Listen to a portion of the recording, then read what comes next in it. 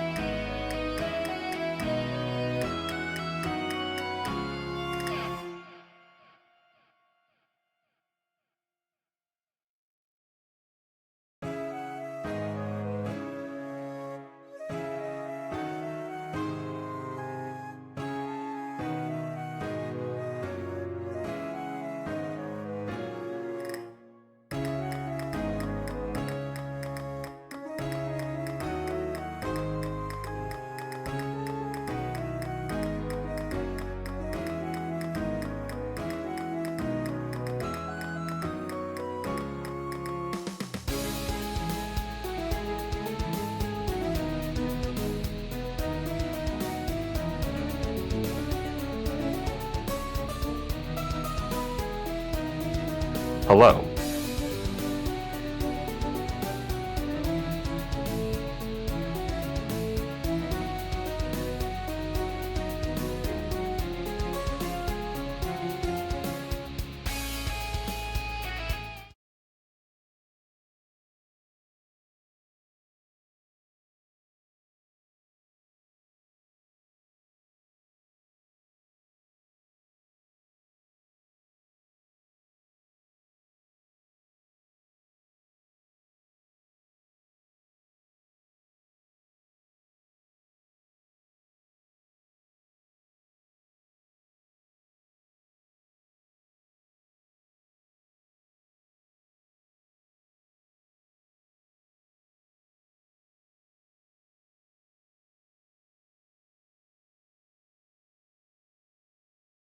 Mhm. Yep.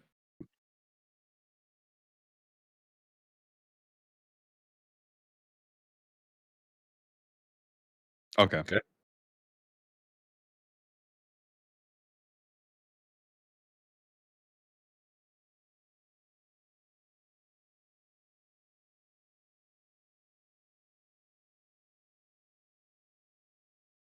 Sweet.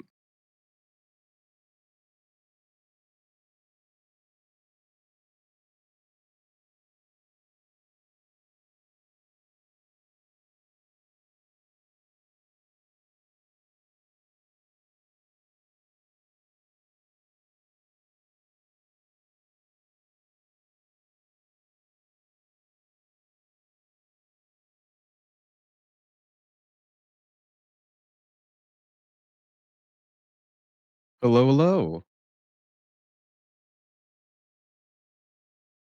What's going on?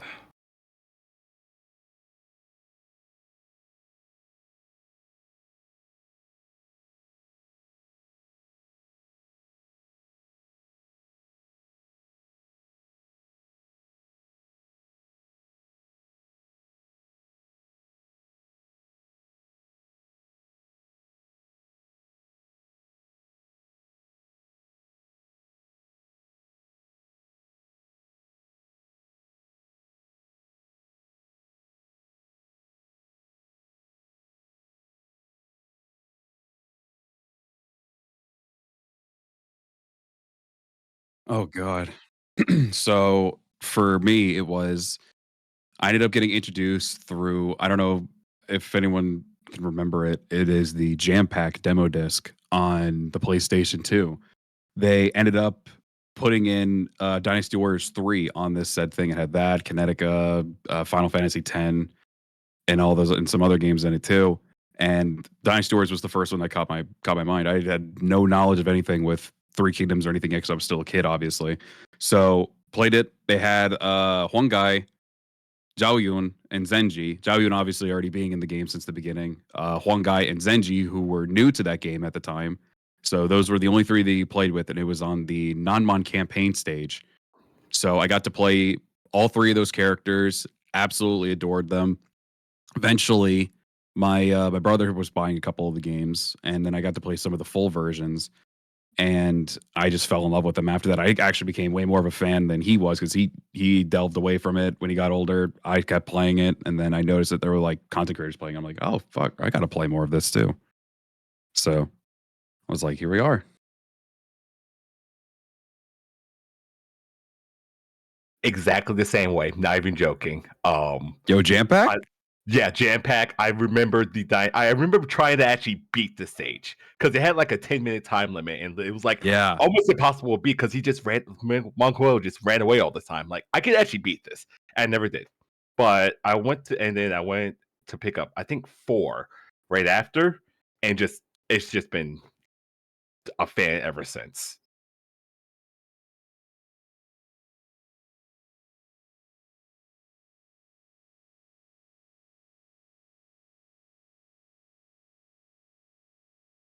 Oh, okay.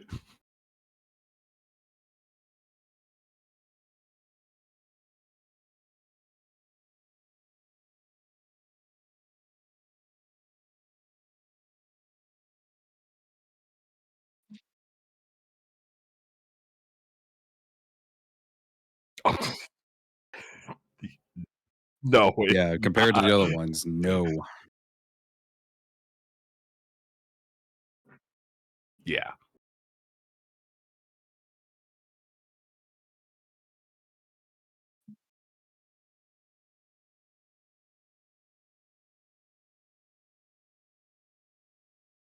Yeah. Fun fact, actually, I actually saw the other day. Dynasty Warriors turned 28, February 28th. Oh my god. The very first Dynasty Warriors game came out that day. I was So like, that. I am just as old as Dynasty Warriors. Yeah. Holy crap. Oh man. Wow.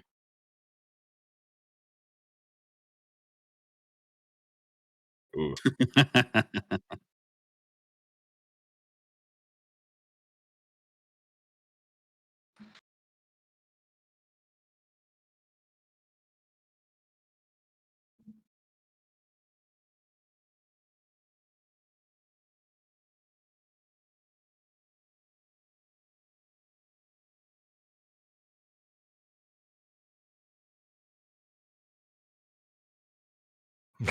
Yeah. Yeah, true.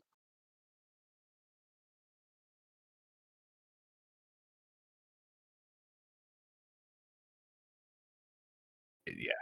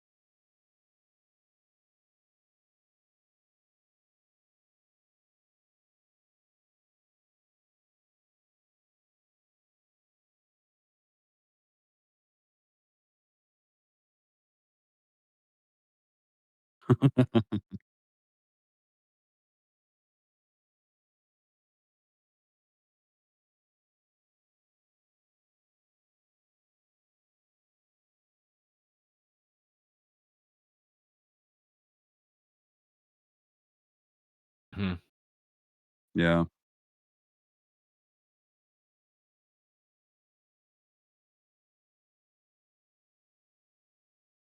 Expansion pack, yeah.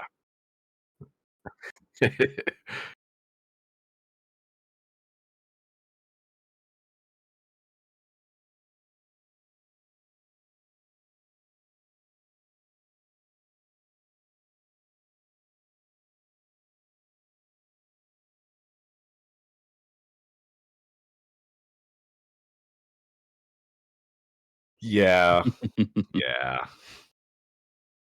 little bit. Mhm.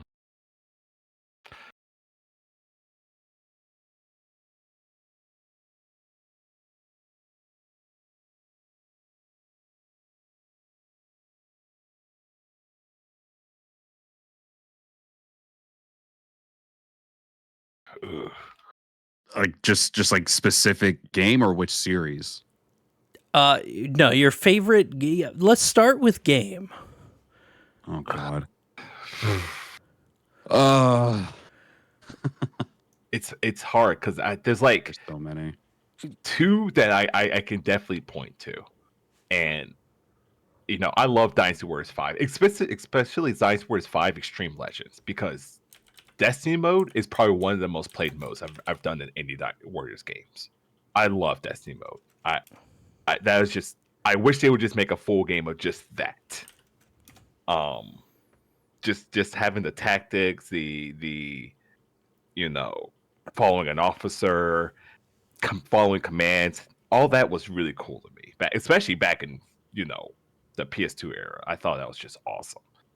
And then more current ones, I would have to say Spear of Sonata. It's just, I don't know how they made that game so good. Like, I love that. I replayed it, I think maybe a month or so before Origins, and I'm just like, this is a phenomenal game, and I wish more people would give this one a chance, because I think we're kind of on the little downhill trend of Samurai Warriors, because 4-2 wasn't bad, but it was kind of more 4. And people Yeah. saw Spirit Son, and I was like, oh, it's just going to be more 4 again. And I'm like, nah, just try it. Please just try it. This game is great. Yeah. No, yeah. When I look at my favorites, I've got two. Spirits of Sonata is by far at the top, although Origins might actually get there to Right. surpass it. You can kind of see where Spirits of Sonata and then even Samurai Warriors 5 and in some ways Dynasty Warriors 9 with their focus on way too much storytelling led to Origins. Yeah. But I feel like Yeah. Sonata is the one that still just nails the amount of storytelling compared to the amount of gameplay you get, where I don't feel like I'm going through 90 hours of story between fights sometimes. Mm-hmm. And God, the gameplay feels so good. And I think Lighty can probably agree with me. Every game needs Sasuke. I agree 100%. I will die on this hill. I need Sasuke in every single Samurai Warriors game. Or Oh my God, Sasuke was so good. And then this is gonna be a weird one to name because it'll probably come up later in the discussion too. Attack on Titan 2. As somebody okay. who fucking hates Attack on Titan, I think that is a dog shit anime, a terrible story. But Ooh. God, that game has so much. Like after Origins came out, I started like revisiting every single Musou game that I had, which is all of them. And the one I ended up playing like 30 hours of Attack on Titan 2. Like it is legitimately the best Spider-Man game ever made. Like it feels so, like the swinging around actually feels better than Spider-Man 2. And like just the feeling of swinging and like killing like 500 Titans because you got good timing. Oh, it feels so good. And like 9 bazillion hours of side modes. Like all of these games, like all of the games that really shine for me are ones that have good side modes. And this one kind of takes the cake. Like there's so much. Oh. I think that's That's one I fair. need to try. Like, I think I need to try some more of the like the licensed ones. There's a few licensed ones I really like. I love the Fire Emblem Warriors games. Um, uh, that's really like the biggest one I tried. I did actually enjoy uh Gundam as well. Especially Gundam 3. Gundam 3 was really good. I Gun- wish they would re-release it, on modern platforms. But hey, who's waiting for yeah. that? Gundam 2 I love because you can unlock every single fucking Gundam that you fight against. Even if some of the fights are absolute dog shit, like the giant Gundams you have to fight just suck. But being able to run around as a little tiny tank feels really fucking fun. Like all the little side stuff that you can unlock, I loved in that game. But like 3 I think leaned a little too hard on being a traditional Musou, so you stopped getting like space levels and stuff like that. I think Chris Gildard actually like I was watching a bunch of his Musou May stuff recently, Hmm. and I watched his Dynasty Warriors Gundam one, and he's like, and that's one I agree with him completely on. Is like, I miss the like when you were running around in space fighting dudes. That's fair. Yeah, Like that is a pretty cool aesthetic. those were really fun games. And but yeah, like so let's actually revisit the second part of that. What's your favorite of the Dynasty Warriors franchises? Uh, so probably for me. Well, I will also say because I forgot I didn't mention it yet, but I will actually say my favorite game so far is Eight Empires, Dynasty Warriors Eight Empires. Really? Yeah. Oh yes, a spin-off side game, whatever it's called. It- Yeah, so for me, there's technically two reasons. I for one never at the time played Dynasty Warriors 7 Empires. Never touched it because it was a PS3 game. Never owned one, and they were doing just a lot of stuff with those types of things on just PlayStation, on Xbox, and I was a 360 guy at the time. Now I basically just go back and forth with both. I ended up getting a Xbox One, played it on there, played Empires on there. It actually ran awful on on the Xbox, but that was around their time when they were like optimizing things better for the PlayStation more so than Xbox, and they were giving them more attention with more games being released on there more frequently and just running better in general. Um, so for me at least, I was at that time I was very disheartened because I was really enjoying it. Then I moved over to the PlayStation 4, ran great, ran beautifully. Actually had a couple extra DLCs that the Xbox version didn't have for customization, and that right there is the biggest one for me, which is why I love it so much. Was the customization of that game. I got to make so many characters out of that. I even got to make a series out of it where people gave me their creations in that game. Like that thing was, and I mean, even still to this day, it's a game that I have put very frequently on my channel, probably more so than almost any other Warriors game. Um, and not even just because of that. I mean, one, it helped establish the channel along with DW9, despite how that game is. yeah. Um, but yeah, no, Eight Empires established that for me. But aside from even my channel stuff, I loved the freedom. The Empire mode, I can definitely say wasn't the best one. I actually think even Nine Empires Conquest mode is better in that regard, except for like maybe one small detail of that one. But aside from that, I think it's actually really good. And eight is like it's good. Like you kind of just feel like it's like all right, just standard Empire mode. Where 7 and 9 felt like they were more in depth with it. But I still like the Empire mode enough to play it. They had a free mode in the game, which not a lot of Empires games do. And they also gave you raid battles. There was online play, which I did a lot with my friend. And yeah, the biggest one for me was definitely the customization, 100%, because that's what got me. Even if you just see right now with my little avatar, it's what motivated me to actually even write a story and just create characters in general. Which is why if you ever see any of my content or my streams and all that stuff, I'll always have like a character, just some random anime character sitting somewhere.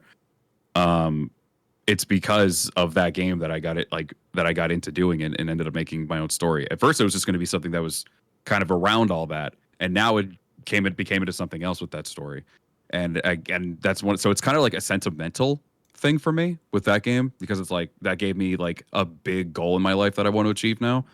So That's at least how it is for me with that. It just gave me a lot, and there's so much freedom and great customization in that game too. Being able to not only make your own scenarios in that game, which I do a lot for my streams as well. Being able to download other people's stuff from characters and scenarios that they download or that they upload to the game as well. Like there's just so much there to keep you busy because it just gives you so much freedom. Again, it's not the most in depth with its Empire mode, but even still, it just gives you so much to do in that game, and it's one game I've never really wanted to ever put down. It's so good. Yeah, no, I can agree with you on that one. Like I love Dynasty War. One of my favorite things about like the Empires franchise has been just the different focus when you between the two like franchises they have that do it. With like, because when you play Dynasty Warriors Empires, you're kind of playing your character that you choose. You are, everything is kind of centered around you. Whereas when you go to Samurai Warriors Empires, which Samurai Warriors 4 Empires is one of my favorite Empires games ever made. Same. But it's got a different focus. It is like you can make all of the characters that you want, but the focus is still all of the characters in your nation castle. Yeah. It's very it's really interesting how they have a different philosophy that scratches multiple itches. Yeah, I love the different approaches of it. Like it's really nice that they didn't just make the same game but in Japan. Yeah. And it made for a great game. Maybe one day if they bring Samurai Warriors 4 Empires to PC, I can actually play it because I think that's the one I haven't played of the Samurai Warriors, like I guess expansions is 4 Empires. And I guess technically 3, but that was on the Wii, so Hopefully it isn't like the other Empires game on PC with 8 Empires. I tried playing how it runs. Does it run? I don't know. I heard so many bad things that I was like, damn, that's disheartening. Barely. I tried to play it when they all went on that big sale after Origins came out, so I bought everything on PC. Okay. Yeah. That one I returned. Yeah, it sounds like from what a lot of people told me, because I'm still mostly console unless they give like, only the PC version, like definitive editions of like, Warriors Odyssey 3 or Dynasty Warriors 7 and all that stuff. But yeah, I normally stay over on console for it. So I didn't really know anything about it, but it looked like 2014, 15, around that time period. Was pretty rough for Warriors games on PC. They were not amazingly optimized on that stuff. But yeah, nowadays they're great. I think it started off getting better with 7 Empire, or not 7 Empires, I'm sorry, 7 Extreme Legends Definitive Edition. They gave us Samurai Warriors 4DX. SW5 was good on it, I think. I don't know how Dynasty Warriors 9 was on it, though, actually. Dynasty Warriors 9 is okay as long as you use an Xbox controller. It's okay as long as you realize that it's Dynasty Warriors 9. It doesn't run well on anything. Yeah, that's like one of the... That is also very true. That's one of the big problems with like 7 and the Dynasty Warriors 8 stuff is it works fine if you have an Xbox controller, but if you use any other controller, then you just get like blank square for every little button. Or you get Xbox prompts. Well, I don't know, and maybe it's a setting for me. I don't even have Xbox prompts. I just go based off of just pure muscle memory when it comes to playing on PC. Because it always still shows the keys, even though I'm playing on an Xbox controller. So for me, I'm like, I don't know what the fuck I'm pressing, so I'm just gonna go off muscle memory. I'm gonna hit this button. Because I'm assuming they're going off the Japanese, so I know they probably swapped the B and A. Because that's usually what they do. They usually have B actually be the input button, and then A actually be the kind of like how it is for PlayStation. For a while. Because Sengoku Basara 4 was that same way. I would always hit X when I first started playing it because that was my first full-fledged Japanese game that I don't understand anything. So I accidentally would hit A or X, and I'm like, or cross, I think they call it, and I would just be like, oh, I just X'd out of the game. So I would have, and I think that's what got my muscle memory. So as soon as I realized the first time I hit A button on like Dynasty Warriors 7 or Warriors Otochi, I was like, oh, okay, it's doing the same button input. So I got to hit B first. But aside from that, when you're in battle, I think it's pretty much the exact same button inputs. Yeah, it's still your square, triangle, or your X and Y, left side top as your main buttons, and then your right side for your Musou. Yeah. Yep. It's I mean they like at least those games work. I wish 8 Empires worked because God, that game's so good. It is really good. Yeah.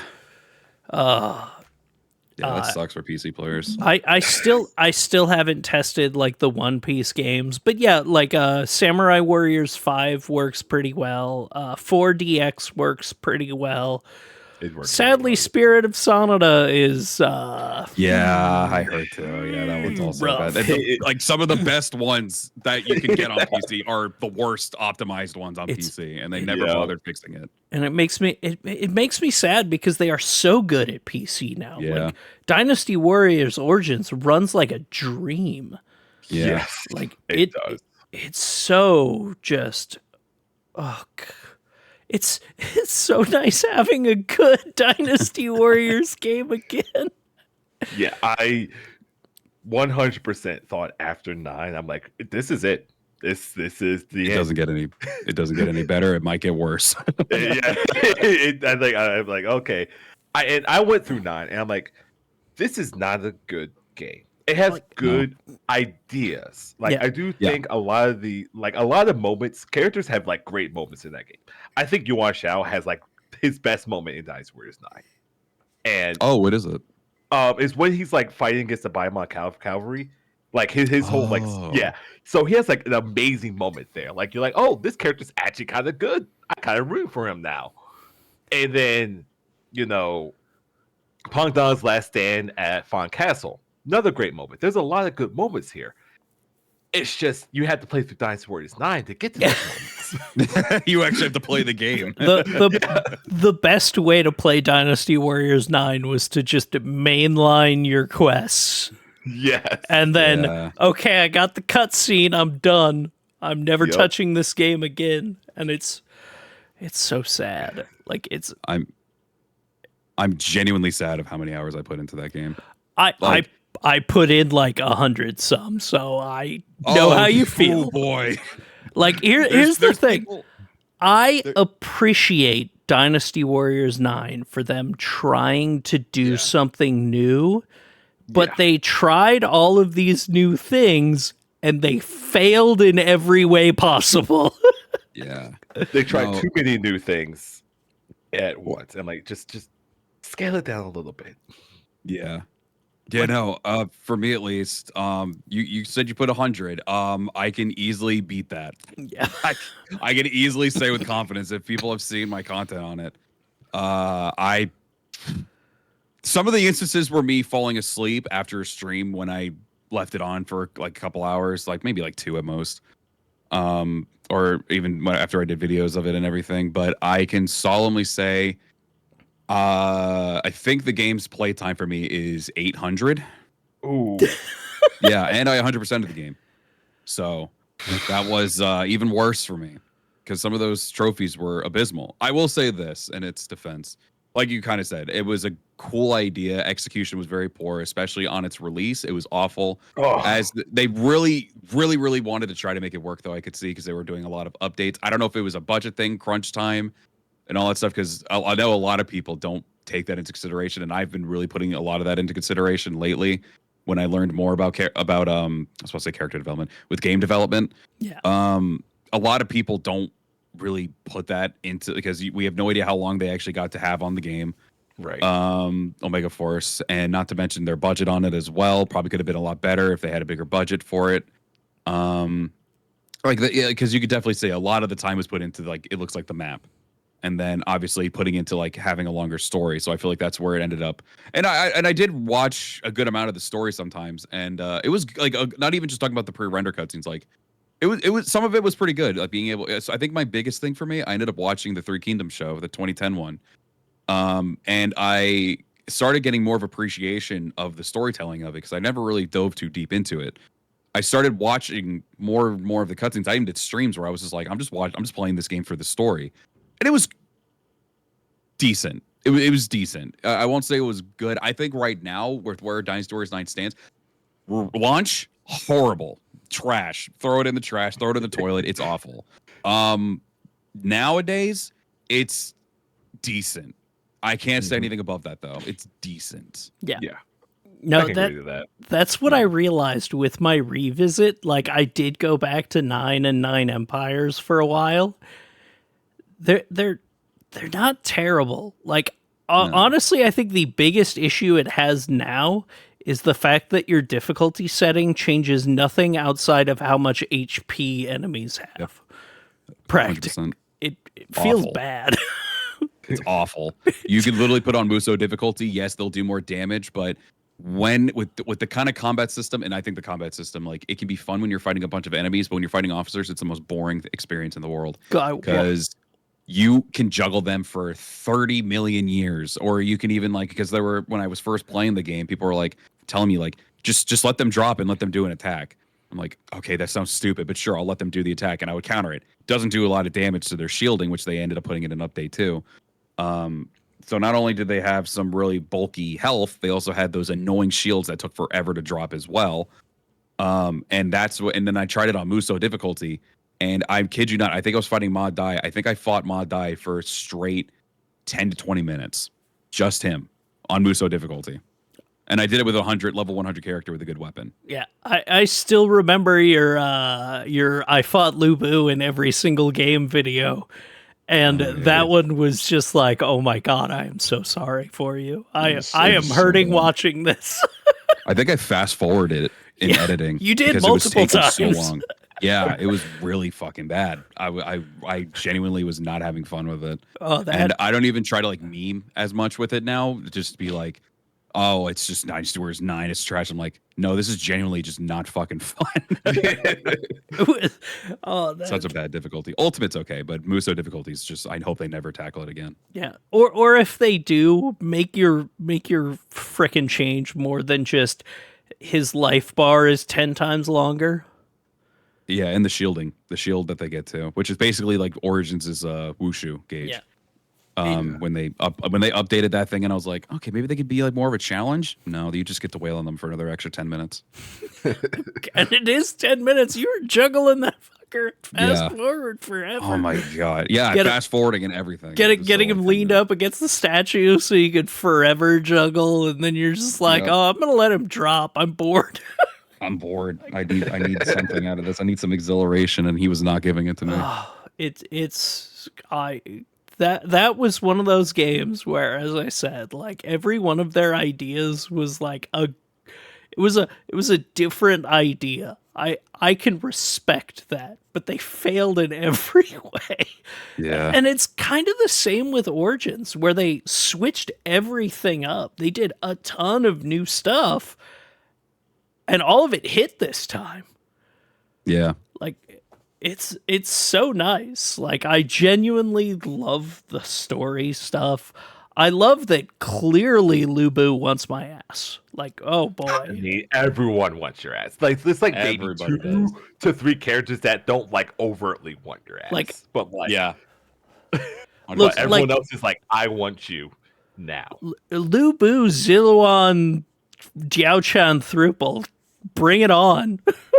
No, I will say it like this. I'm pretty sure that Ziluan just completely, what's the proper term? Is it cucked? It just Lu Bu completely. He not only, so if you take it into this regard with the ultimate difficulty challenges as well. So at Hulao Gate, you beat him and take his weapon. You go to Shapi and you beat him and you take his horse. And then you finish up all the stuff they need to for the final bond for Diao Chan, and then you literally take his woman. You literally just take everything from him. It's so, You do. like I love his story mode, dude. Like all of his Bond cutscenes though, where he's just like, "Oh, I can see why she loves you and not me." Yeah, that was awkward. It is just Yeah, like, like, oh god, What a threw me off. game. What a game. There's so much like good dumb writing in there. All of which is like overshadowed by the glory of if I hear yay one more time. Oh yeah. Out of the people of yay, I might just go away. When I saw that they made the update where they can make those like less frequent, I'm like, I'm not touching that. No, I'm not either. Yeah. Not either. I want to hear this joke every time I go to Yay. Every single time. Out of spite, not even any of this like spite that was given to me, but like spite for no freaking reason kind of spite. I literally will, most of the time, anyone can see it. When I would be in my stream, I would do a BRB because I would need to go to the bathroom or something. I would leave it right in one of those towns so they could hear it over and over again. And I mostly did it either at Yay or at a Shopee. Yeah. Or not Shopee, Xiaopei. Yeah. That's another good one. Oh also does yeah, that, yeah. Shopee. Yeah, I forgot about that one too. Oh, So good. what it's so nice to have like Omega Force back in full force, like, and not like doing Omega Force games, because like they've been killing it for years, but it's all been spin-offs. It's all been like Persona, which is honestly a better Persona game than Persona 5. I actually did really like Persona 5 game- Strikers. I forgot about Strikers that is one, really good. Like yeah. that game I was actually rules. surprised. Or just all of Pirate Warriors is phenomenal. Like, Yeah, I've heard good things about it. Yeah, and I got to experience it a little bit. And it's pretty fun. even Ken's Rage, the second Ken's Rage. Yeah, we don't talk about the first game's Rage. I don't Ooh, hate yikes. the first one, but I do. boy howdy, that second one is like 1,000 times better. Dude, Oh. I remember playing the first one. I'm like, why is there only 10 characters on the screen at a given moment? I'm like, this doesn't feel like a Musou game. It just feels like a beat 'em up. Yeah, I mean that makes sense. Yeah. So here's a good question. What is everyone's favorite spin-off? Like, I've already answered mine. Mine's the Attack on Titan game, which is fucking wild for me to say, but I have to say Strikers, actually. Like, that's my favorite spinoff because I love Strikers. Like, I really enjoy Persona games in general. That's like probably my favorite RPG series. And Strikers was just phenomenal. I enjoyed the fact that the different personas, how they actually change, what attacks you can do. And you didn't really have to like micromanage like you do in the Persona games to make sure, I need to make sure I have this weakness and for this event, blah blah blah. Also just love the characters. Five's Cast is great. Yeah. I Five also Cats appreciate that Haru's first line in Strikers is essentially just her saying "a cab." Oh jeez. Like, they nailed the characterization in that game, like, shockingly well. I think I'm glad they that Haru were able actually got to- attention in the game. Yeah, exactly. Yeah. I think they were able to nail that so much because they weren't like limited by a time limit that was in the game. So they could actually flesh out characters naturally instead of, Haru, hey, you're getting introduced character. Okay, you're done. Get out. Go away. I know we're on Musou, but that's a whole can of worms that I can get into, and I do not want to dive off that bad. But holy fuck, do I have things to say about how they executed Haru in 5. Thinking with everyone else. Yeah. Oh yeah, I know that's a thing that a lot of people feel with that. Fucking. Ooh. Yeah, just let it go. Don't get me started. I also did like Warriors. I need to finish up 3 Hopes. But I really did like the actual, just like the first 5 Warriors. Really? Yeah, Okay. Yeah. I wasn't big on that first one, but 3 Hopes was a lot like Persona 5 Striker, where they went, hey, we're going to take this game that a lot of people seem to like, but we're going to actually hire some writers. Hey. Okay, listen. It's not that bad. The okay? writing of 3 Hopes is really good. The writing of 3 Houses is... Hey, it's fine. Or you have to remember it's a Fire Emblem game, okay? Wasn't that also a Koei Tecmo game, 3 Houses, right? I think they helped on it. Yeah, I think They they just did. Okay. I think I feel they like they did do did. support. Yeah, I remember seeing Koei Tecmo's name on Three Houses. I think that's what got me into it. But then I tried it for a few hours and did not like it. Yeah. I got very bored of it very quick. I genuinely think it's like one of the weakest Fire Emblem games, like map design wise. yeah, I could see that. Like if you're in there for the design, everyone hates Fire Emblem Echoes or the new one. I kind of love it because its maps are really well designed. The combat is really, really good. The story, yeah, kind of dog water, but the map design is great. Like, At least we recognize that. I can recognize a bad story and enjoy a game, but Yeah. Fair enough. So wait, favorite spin-off series. Okay, my brain delved off because Persona actually got me into that. Holy fuck. I think it's Hyrule Warriors, but I think specifically the first one. yeah, That's No, my favorite one, easily. yeah, I could agree with you on that. See how you reacted to Fire Emblem Warriors is how I reacted to Hyrule Warriors. I tried to like Hyrule Warriors, and I need to, go back and try to give it a second chance. But man, I got That's fair. to a point I'm just like, I do not like this game. But all my friends who were like Zelda fans, like hardcore Zelda fans, were like, "This is the greatest game ever." I'm like, "How? Really? See, Really? I will say the thing that makes me love Hyrule Warriors is actually going to lead into my next question. So I'll say it: the adventure mode. The main story, it's okay.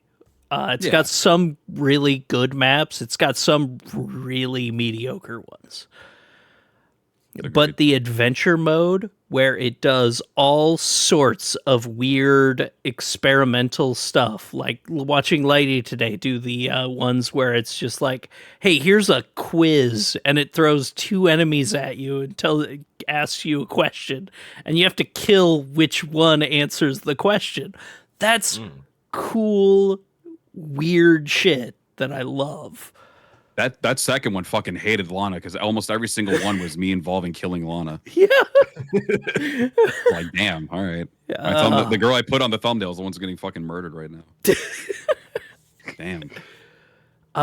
But that it does lead to the next question. Which one of the side modes in a game was your favorite? Lighty, we'll start with you. I might need that rehashed to maybe again. Which one of the side modes, like sort of, not your main story, but like, Dynasty Warriors 5 and, adventure mode? Can I give two answers? Yes.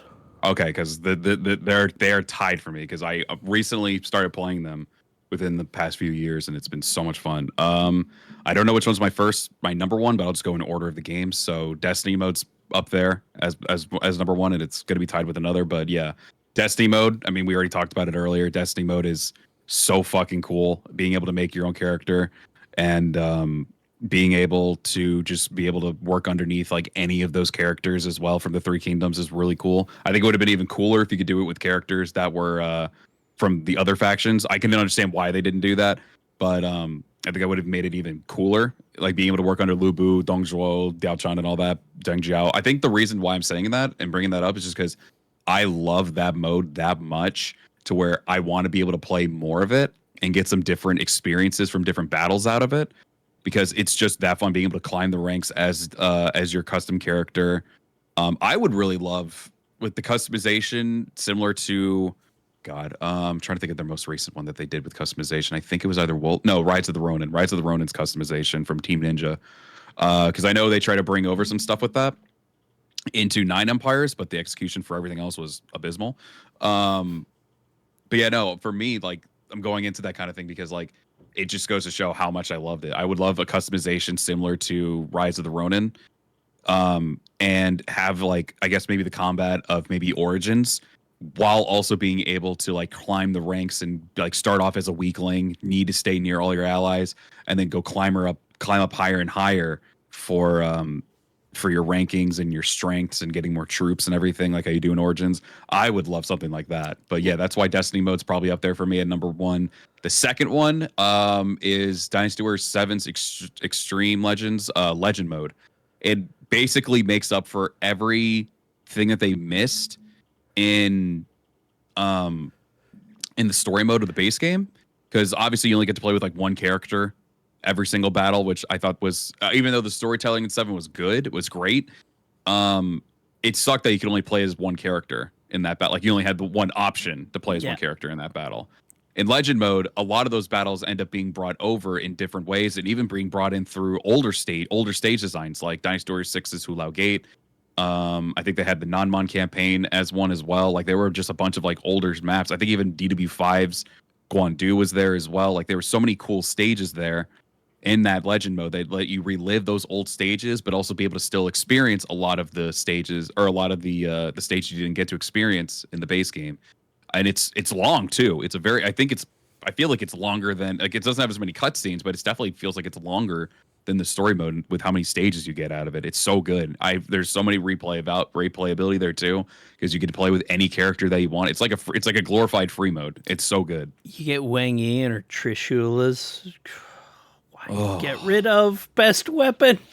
I know. I can't believe they got rid of the best weapon. Don't get me wrong. The piercers are good, and they're actually pretty fun in Abyss. They're good in Abyss. That's every about other time it. I don't care for them. Yeah, they made them fun in a roguelike game, but they couldn't make them fun in the actual Warriors games themselves. God, sinful. But yeah, for me, it's I'm gonna agree on Dynasty Warriors 7. I can't believe how much time I put into that, and started putting into it again in the PC version, because it was just like, I'm gonna put in 10 hours of this. Oh yeah, and then the first Samurai Warriors 4, where you got to create your character and actually explore the map. Right? Yeah. And interact with everyone and unlock everyone to use and whatnot. It's so much better than I honestly can't believe how bad they fucked up 4.2 with its side mode. Like, what was the side mode? Oh, survival mode, right? Yeah, you just have a tower, go up and do 100 levels.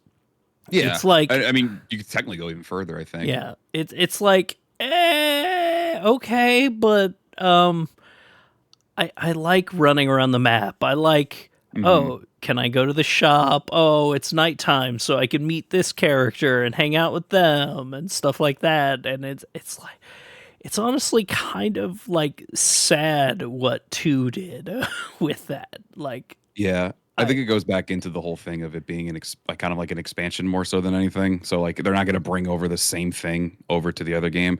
Not to mention, I will say it's so funny. You and I are completely different. I actually played survival mode the most, and I actually never touched that mode that you're talking about in base game 4. Never. Really? Yeah, I maybe touched it once on stream, and I never touched it again. Not for any bad reason. I just didn't play it again for some reason. But I played the hell out of survival mode in SW4 too. I loved it. It was fun. It gave me the vibes of SW2 survival mode. It had more story in that one going for it, because you could do because I remember there was the whole thing with the assassination of Nobunaga and all that crap. Like they had little story modes that you can do in SW2's tower mode. But and I know they didn't really do it as much there, but for some reason it was so satisfying mowing through every single floor in survival mode. Yeah,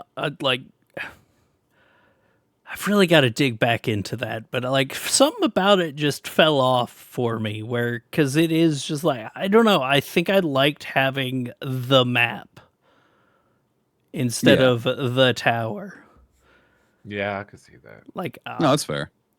It's one of the reasons why I could also include, Attack on Titan 2. Its side modes in general are just like another 100 hours of content.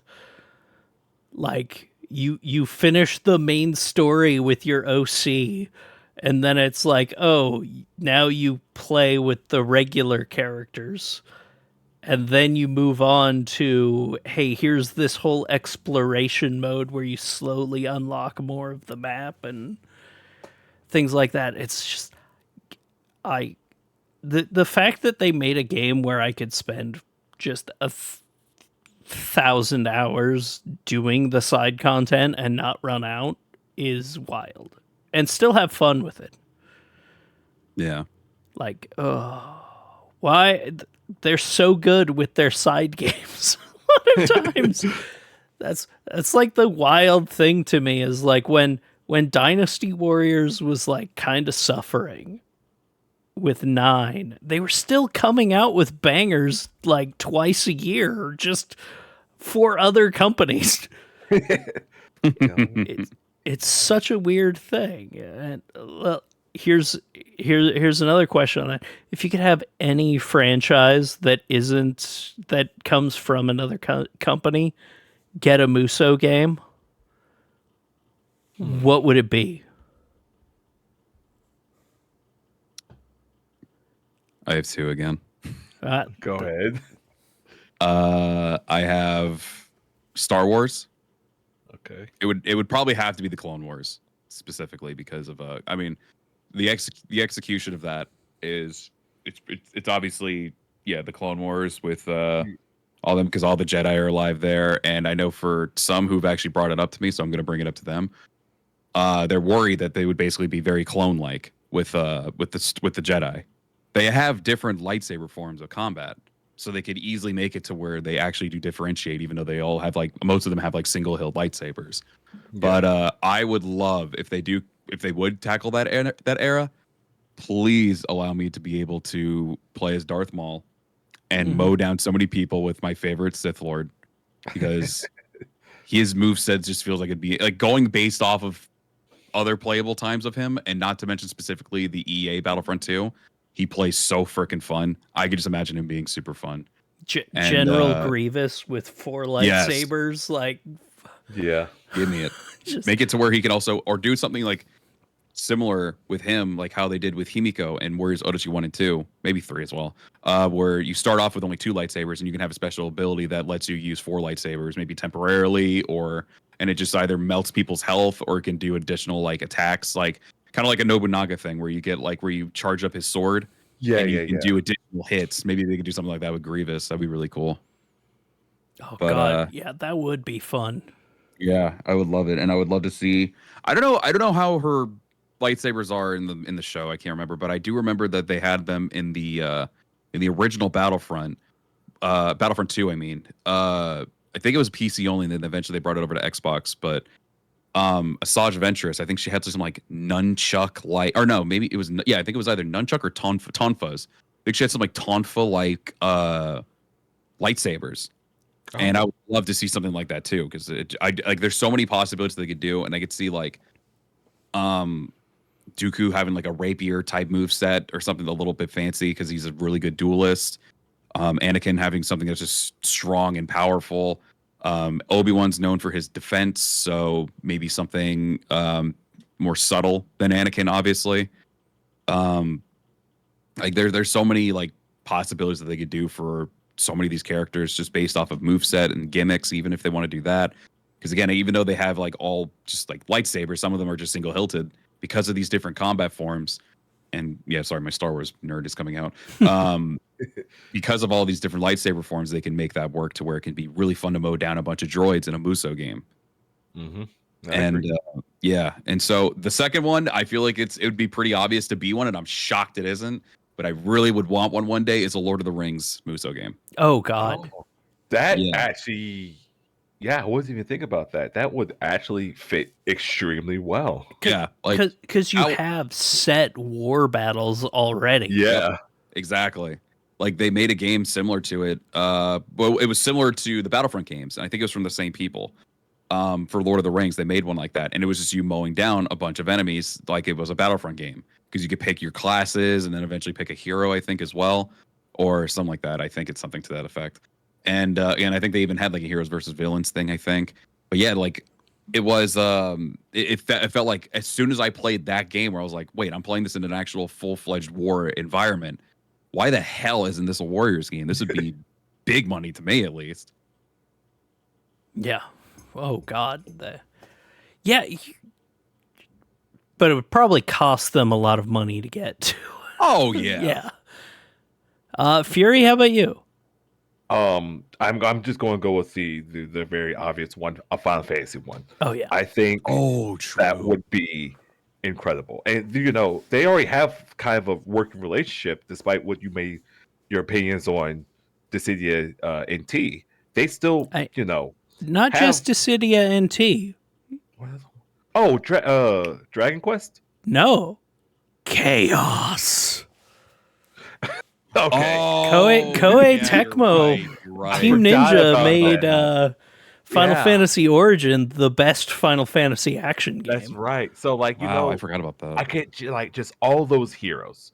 Like they can literally just do like 2 to 3 characters per game, just in over the 15 games, and you have a full roster just right there already. Oh, okay. And- So you mean like one that's like tied in with every like how Dissidia is, where Yeah, they kinda have like like all how the characters. Dissidia Different. is. Okay. Yeah. Yeah. Okay. Yeah. I Yeah, fuck with that. just like that, and just it would just be amazing. I think.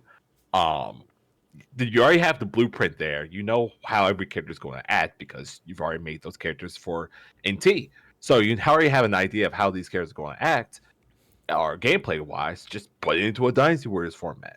Oh my god, I would take it in a heartbeat. Who would Oh be my the God. Lu Bu in the Final Fantasy one? I gotta think it's Ooh. Greg, Gilgamesh, or I was Omega. gonna say, y'all are a bit more knowledgeable with me than it. I've only played a couple of them, so I'll just listen to what you all say. Greg Lu Like- Bu. Yeah, it could be it could be Greg. They'll probably just play it safe and make it like Sephiroth or something like that. To be I was about to honest with say, you. yeah. He's not to mention he's just so famous. Yeah, he's just kind of like you hear the name, you just know who it is. Like, imagine you're mowing through enemies on the battlefield in your Final Fantasy Musou game. All of a sudden, you hear boss music, and it's Sephiroth. All of Yeah, a sudden, exactly. One Winged Like, Angel starts I'm- playing. Oh, Yeah. God. I would love. I'm like, what the hell is I happening? would love a rock rendition of One Winged Angel. Oh actually. my god! Oh, No, my.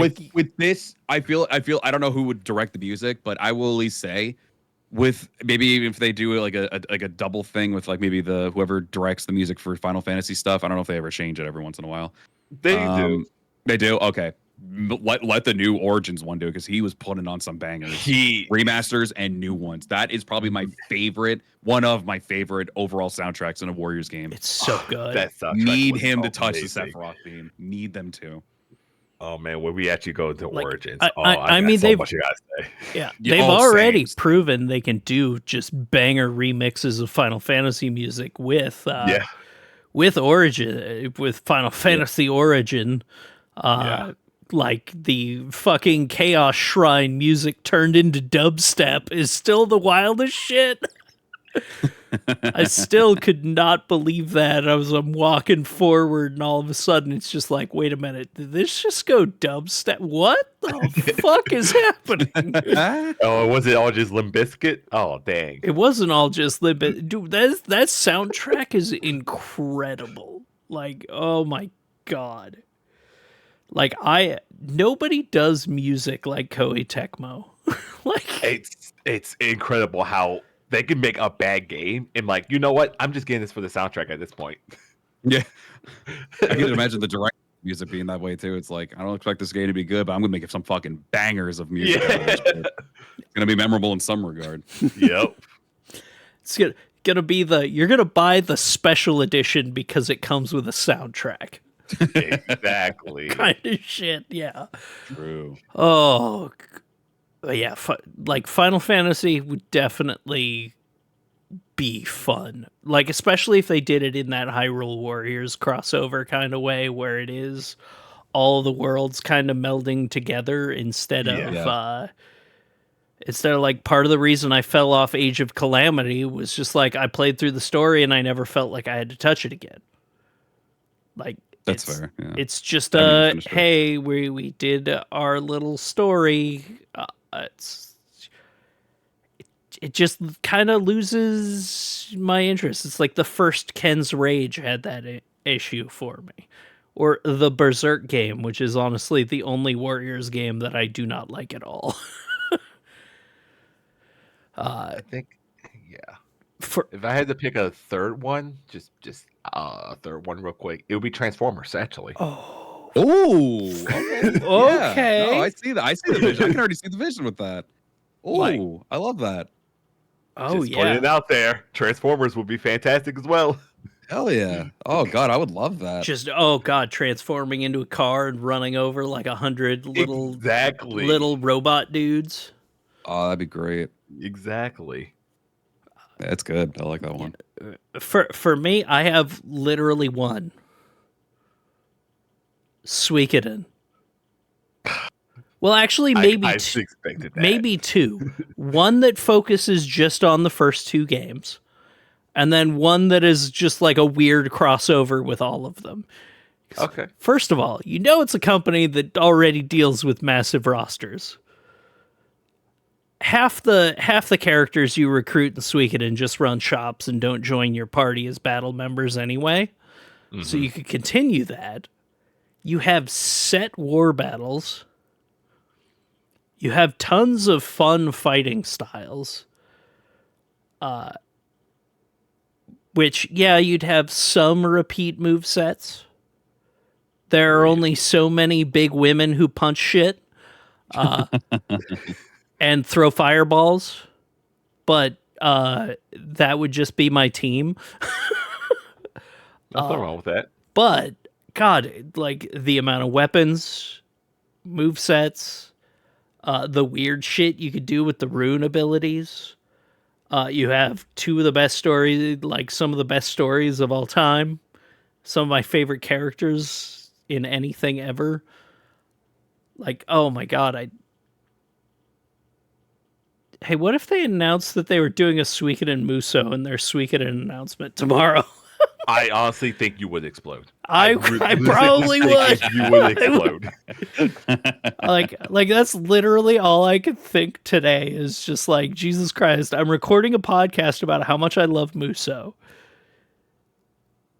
What happens if all of my loves come together in the span of 2 months and it's just like the time for me? like but it's just so perfect for it because each game has a bunch of different war battles in set areas that you have an idea of what they look like, and like just ooh, oh, it could be so good. It could be so good. Plus, also all the weapons you could possibly want: staves, cool scythes. More characters need scythes. Like, I think there's like one in Warriors Orochi, and that's about it. I mean, not just Warriors, Orochi? but Samurai Warriors. Who is it? You what can was the give moveset one to again? your created guy. Is that it? I think Wait, so. I need to run down. My brain buffered there for a minute. What was it? I might Like be able to know. a big scythe. Oh, someone with a big scythe. Yeah. Oh, that was Kiyomasa. Yeah, there we go. It That's was what I was thinking of. Kiyomasa. That's right. Okay. Yeah. Kiyomasa had the scythe. That's right. Because it is just like Fun moveset. I need more cool games with scythe weapons so that I can live the gimmick. Oh, true. Fair. Yeah. Yeah, because originally Yue Ying had one. I know they sometimes go with scythe or dagger axe or whatever the fuck it was called. It was a Yeah, scythe. dagger. Yeah, it was a scythe. It's a fucking scythe. So you had that covered at the time because I think after 8, I think when they went into 8 Empires, they changed their weapon back to the blade bow. Yeah. And then Okay, yeah. yeah, well, yeah, in the base game it was the scythe again. That's why I'm Okay. still sad about that's the version of her that's in Abyss. Oh, it is the blade bow. Yeah, that makes sense. And then yeah, Kiyomasa's got the scythe in Samurai Warriors, and then you do have Orochi at least, like Yeah. two variants of them with the scythe. So I mean, in that regard, you're covered. You're basically Oh yeah, covered. I mean, there's a reason Warriors Orochi 3 and 4 are like Warriors Orochi 4 being like one of my favorite games of all time is such a like unpopular Warriors opinion. Oh God. But there are reasons for it. And Are we going to get into the question of least favorite Warriors? Because good Lord, I'm probably going to be. let's get into the question of least favorite Warriors. Oh boy. Oh boy. What's Oh yours? God.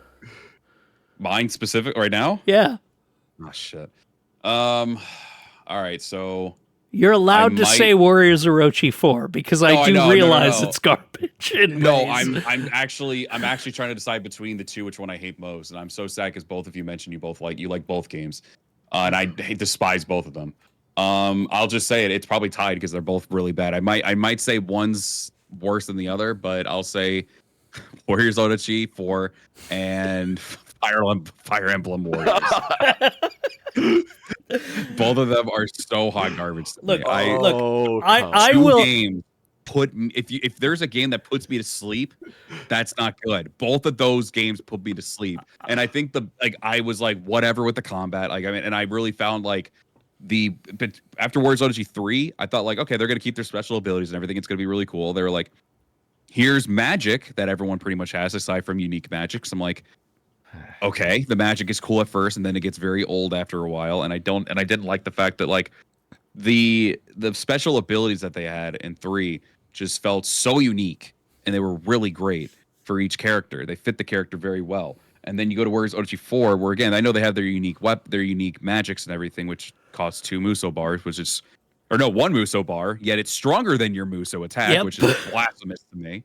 Yeah, no, like it just felt like it just killed their individualities as characters for that because like a lot of the magics were shared, and then you could also give anybody any sacred treasure that you wanted to.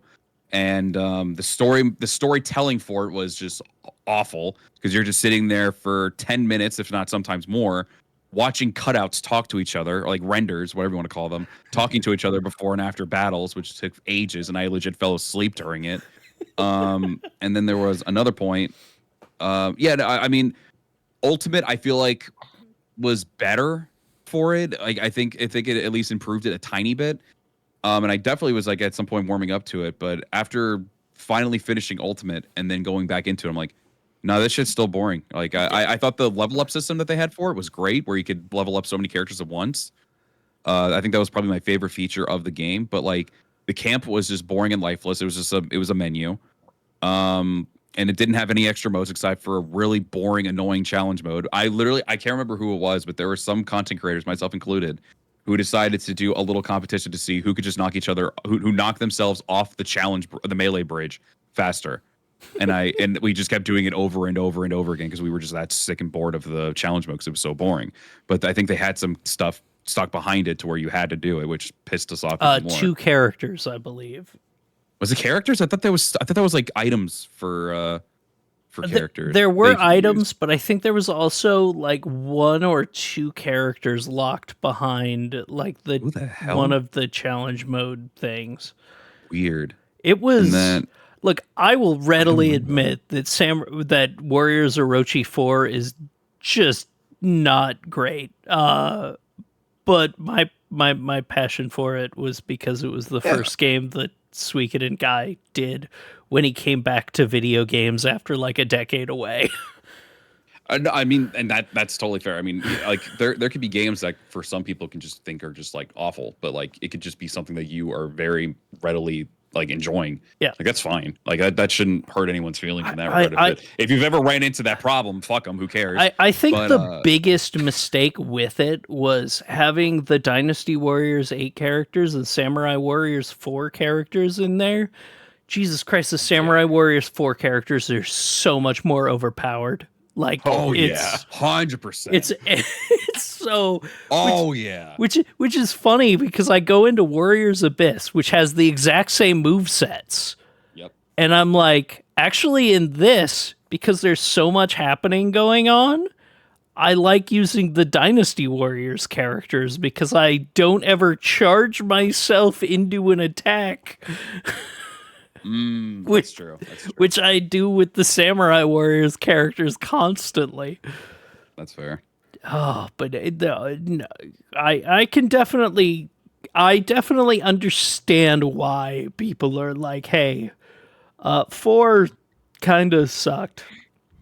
And like, I've actually talked to the speaking guy about it, and he was just like, I wish I could have done what they did in 3, because the time travel stuff left so much more interesting storytelling options than what I was it did. like left to supervise. I tried to save it. No, that's fair. Like, I mean, once you do something as cool as time travel, which I know for some people it could either just be like, ugh, time travel again. I mean, they did it really great. I mean, and everyone, so many fans agree that like the time travel that they did in that game was really well done. And like, it's tough because when you start doing time travel stuff, and like, it's kind of like, what do you do to do that? Like, I mean, you obviously just make a good story, but like, what do you do to combat that? Like, that was already a tough decision. Like, because the way they handled the story in 3 was just really, really well done. I have my arguments for 3 Ultimate story a little bit, but regardless, I mean, yeah, just the story as a whole though, at the end of the day, is still really good. It's like, how do you compete with that? How do you end up like what direction are they going to make that next person to work on the game go to make that even better? But I will say the other thing that kind of like, and maybe it's not, but this was always just a theory for me. It started, I think it was, I don't know if it was the same year or if it was a year later.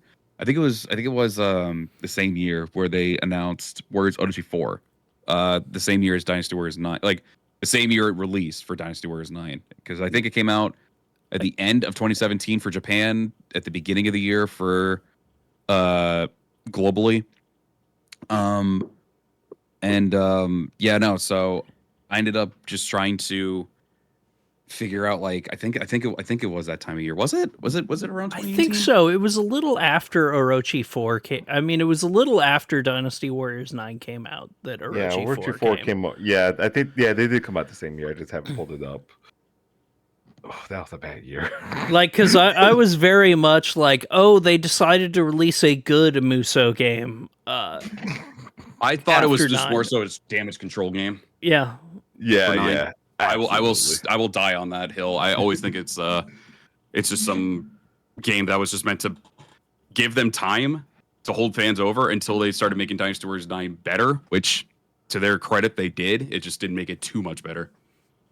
It made it better enough that my revisit, I wasn't miserable like I was in the original. Like, actually going back to it now, you're like, okay, I don't hate this.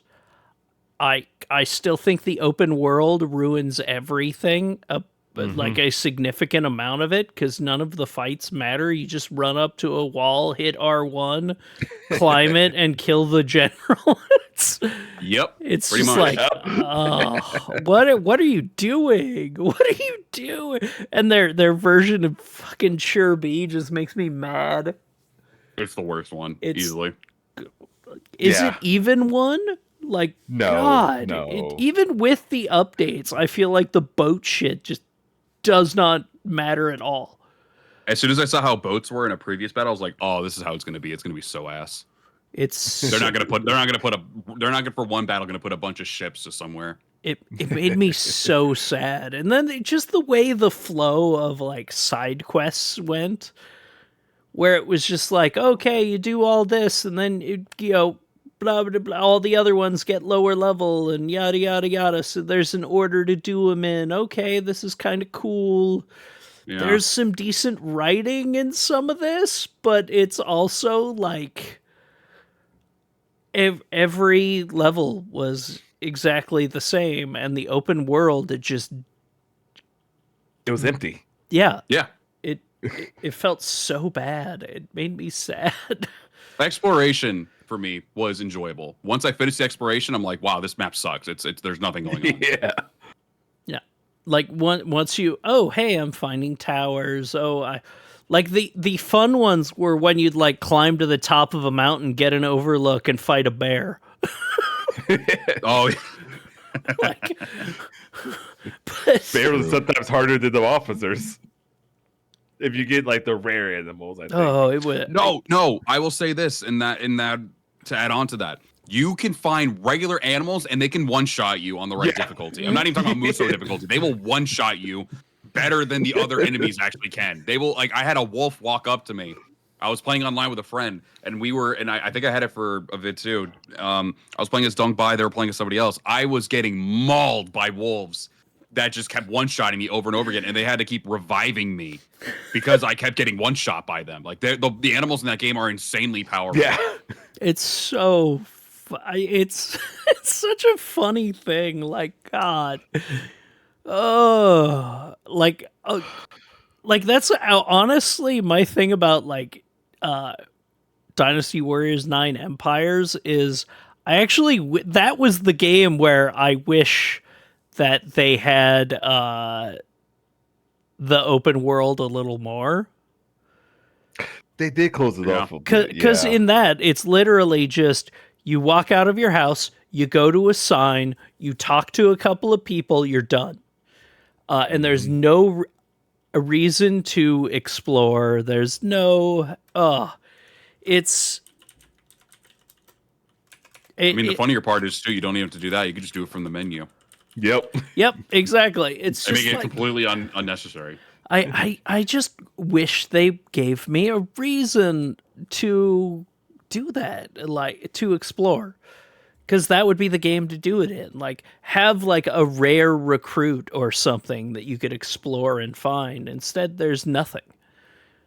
Yeah, which is what they teased. And to be fair, I guess they did do that, but like again, you could just see them from off the map. I think you don't have to do it. You can just see them from the menu. It's like, all right, well, that's pointless.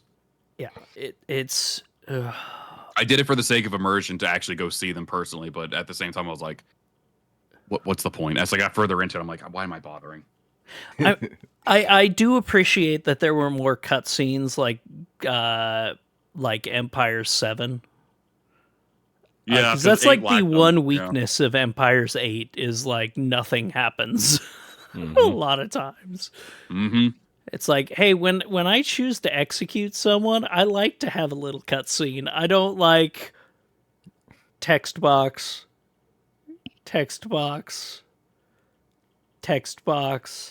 All right, next week. Yeah. It's good, but yeah, Fury. What's your least favorite? Oh man, I'm scared of this one. So the first one's going to be like, wow, people actually remember that game. The second one's going to be, you actually don't like this game. That's crazy. Ruh-roh. First one, everyone forgets about it. Dynasty Warriors Strike Force. That game. What were they thinking? No, I'm with you on that one. That's the funniest thing is I just got asked to play that for. Don't. I love Strike Force. It's gonna be for Musou May. Yeah, I love Strike Force. We originally played it before. I will say this it's pretty shit. When, like you have friends to play with, like it's like okay. I've never touched the game after that day. I never touched it again. I beat the entirety of the game by myself because I bought this game. I have to finish it, and it was a miserable experience from start to finish. Like I was like, oh cool, I finished the game, finished all the stories I'm done. Oh, guess what? There's a Lubu extra story at the end now. Oh god. I was like, come on. Maybe made a second game of it, surprisingly. Yeah. In the first one, the other one, okay, I know so many people are gonna be like, you're insane. Samurai Warriors 2. And hear me out. I think Samurai Warriors 2 is a good game until you're almost about to win a battle. And then it's like, oh, you're about to win. Okay, we're just going to spawn 30 reinforcements at once. And every single battle. And I'm like, I know how this is going to play out. I'm winning. I'm about to breach the main cap. Ieyasu's there. I'm about to kill him. Oh, guess what? It's Hanzo. Oh, guess what? They're our main camp now, and they just got a giant morale boost. That is a fair argument, at least for that. Yeah. I'm like, it's every. If it wasn't every battle, I wouldn't be too mad. But it's like a good 75% of them. And the one that really strikes out to me most is like the Siege of Odoroi Castle. Is that you're about to get in, everyone moved up to like the secondary castle, whatever, and then you go to the main keep, and Kataro's there. It's like something about shadows. And do you want to see a magic trick? Yeah, something like that. Uji Masa. Yeah. And I'm like, dude, you gotta be kidding me. And you had to play that battle so many times. That one battle, like, Yep. So whenever revisit, like, say, whenever revisit Samurai Warriors 2, I always had to play in like very small bursts. Otherwise, I'm just gonna get frustrated. Wow. Okay. Oh, so for me, my big one, I already mentioned it earlier. Berserk and the Band of the Hawk. You have 8 playable characters. Is that it? They suck. Oh. No one's movesets feel good.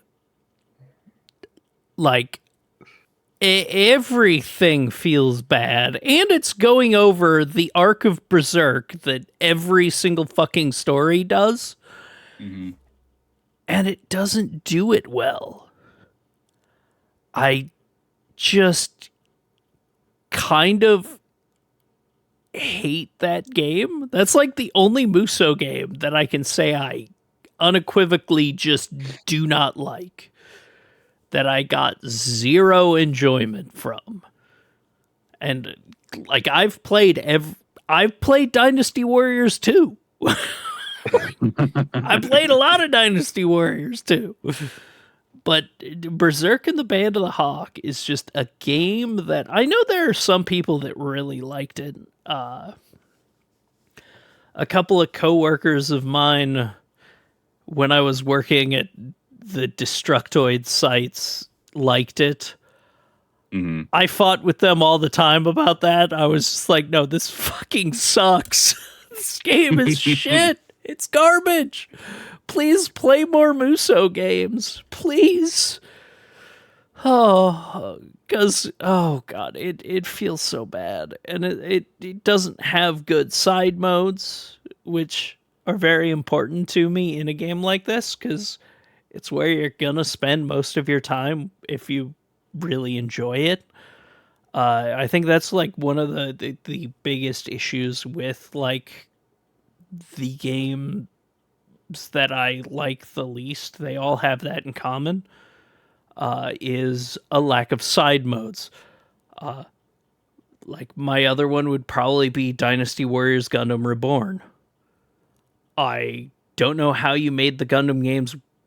Like, I really liked the Gundam games. How did you make a bad one like that bad? That it just didn't feel good compared to 3 and 2, and where it's just like, I don't know, like a downhill loop felt bad, made me sad.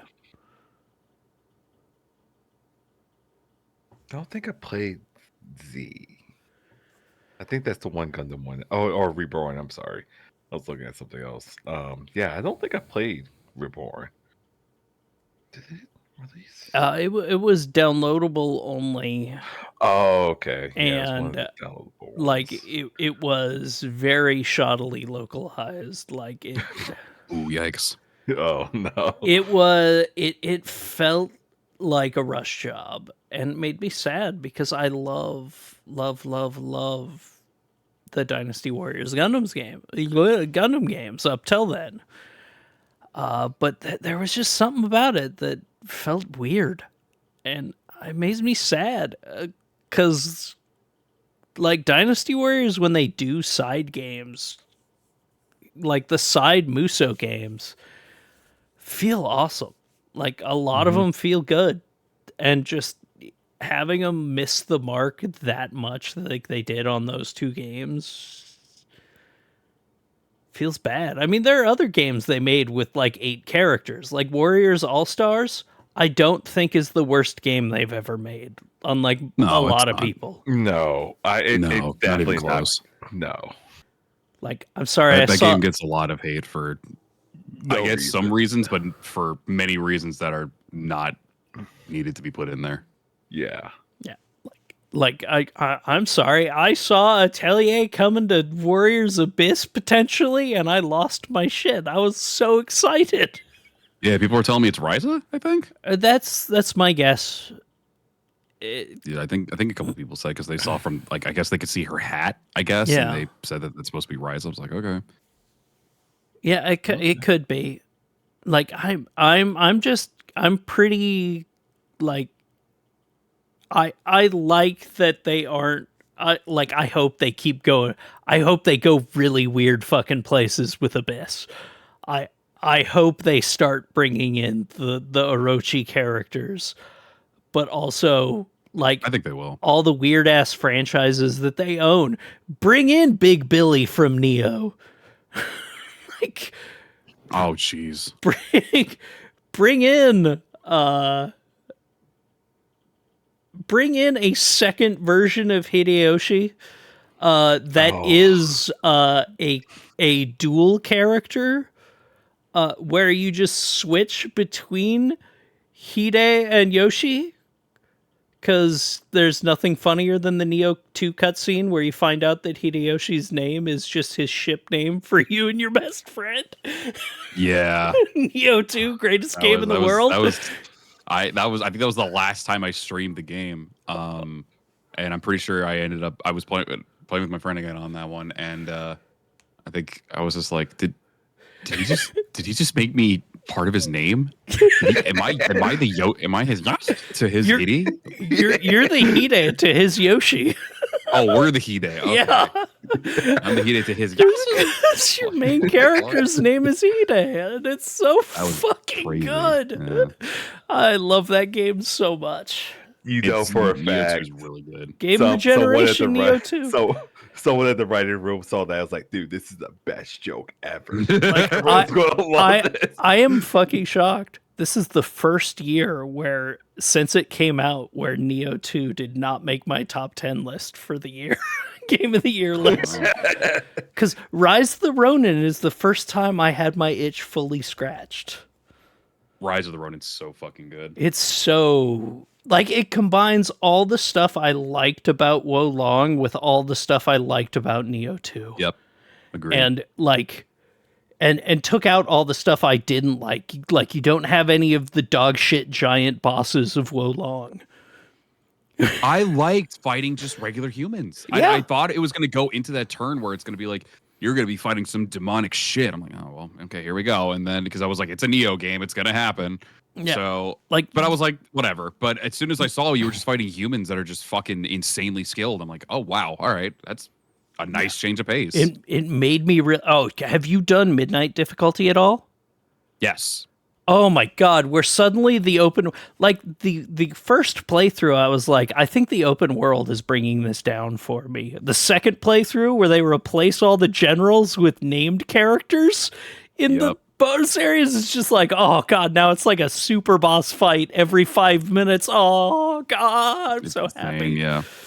Oh, god, what a good game. What a good game. I'm so glad it's coming to PC in like 2 weeks, that more people are going to be able to play it. Yeah. Oh, it fills me with joy. 'Cause, like, especially if it's as good as their recent PC ports have been. Please let it be, so we can finally have games that work. Yeah. I'm looking at you, Monster Hunter. Oh God, please don't remind me. God. Man, I'm feeling both of your souls hurting right now. Holy crap. Oh, it's like legitimately, I spent like 7 hours getting my settings to a way where I could play and stream the PC version at the same time. Like I was fiddling with settings for a whole day, just like I want to be able to stream this. I want to be able to play. And oh god, I honestly should have just gotten the PlayStation version because every friend of mine, PlayStation version works perfectly. I'm like, oh Yeah, that's what. Yeah, my wife has a PlayStation version. She doesn't have issues at all, and I'm like, I'm stuttering all the time. I'm just What's funny is if you download the high res texture pack, it actually makes the game play better on PC. that's insane. It's Might have to do that. it's wild. But that's actually our next episode. We're going to be talking with Taco Meowsix about Monster Hunter. Cool. But the last question for the group before we take questions from the chat. Who is your favorite character to play as in any of these games? Who are So your favorites? I'll probably say this one. Not to mention, she just gave me a fucking heart attack because I had my OBS still open, and I ended up getting. So you might hear that in the recording. It's just that one little thing there. I had my TV on full blast, and I just heard a "nyaha sugoi sugoi" from fucking Kunoichi for my sound follower, and that scared the crap out of me. Oh, that was me. Oh my god! Oh, scared the shit out of me. All you just hear is "sugoi sugoi," and it scared the shit out of me. Yeah, that was definitely me. My bad. Oh god, no, you're good. Wow, that scared the crap. So that might pop up in the recording. Just fair warning. Oh hell yeah! But yeah, Jesus. Because I didn't expect it to be that loud. I guess I still had it on loud for wrestling. But yeah. I'd probably God, it's tough because like in any Warriors game, your favorite character to play as? Yeah, or you can go by franchise, or Okay, give a samurai, give a Orochi, Yeah. give a dynasty. Okay, that could probably make it easier.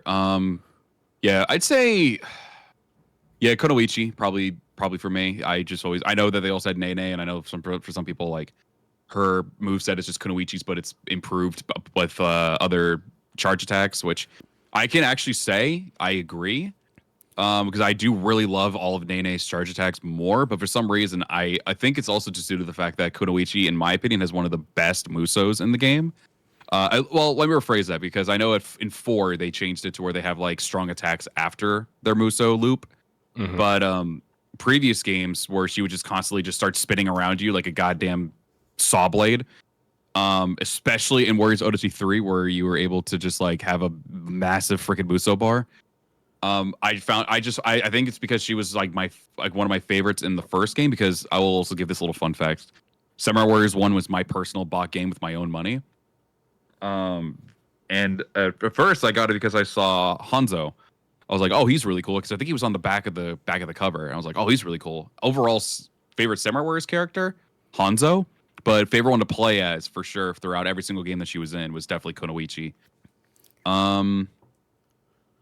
Dynasty Warriors, fuck. That one's tough. I think I'm probably gonna sound like a basic bitch, but I'll probably just say Zhao Yun. He's a safe bet for me. He was the first one that introduced me in the game with that jam-packed demo disc, and he's the reason I fell in love with it, because I just loved his moveset so much. And obviously, it got better and better as the games went on. Obviously, they always gave him like some of the coolest movesets, designs, because I guess it really pays to be the poster boy. Yeah, I think with all that, yeah, I think I'd probably just say as a safe one for Zhao Yun for him for sure. Where's Orochi? Nua? Maybe? Of Maybe the Nua? of the Orochi characters, I can't argue on that one. To be fair, she was also in Dynasty Warriors 3. Oh, you're right. Okay. Yeah. Do we really Bird count Fushi. that though? No.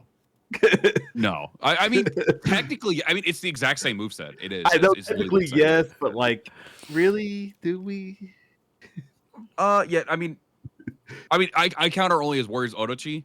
Yeah. But I was just giving a little fun fact that she was in 3. But I mean, because Zhao Yun will still stay as my one for Dynasty Warriors. But yeah, I'd probably say for those 3 games, I'd say yeah for sure it's Zhao Yun, Nua, and Kunoichi. Yeah. I have to come back to Samurai Warriors. For Dynasty Warriors, it's always going to be Zhang Liao, particularly his Twin Axe version. I love the Twin Axes. I love Twin Axes. Like I was one of the people that was like, oh man, I kind of miss his the Gondo. Blue Wyvern. Yeah, the Blue Wyvern. Polearm. But then as I kept playing, I'm like, dude, these Twin Axes are kind of nice. Yeah. And ironically, that's like my favorite weapon in Origins too. For Orochi, absolutely has to be Ryu Hayabusa. I saw that cutscene because I didn't really look a lot into like who the guest characters were or anything in the Orochi 3. That's a good pick, actually. And then I saw that I heard the music come on, I'm thinking, that's 4-2. I know this song.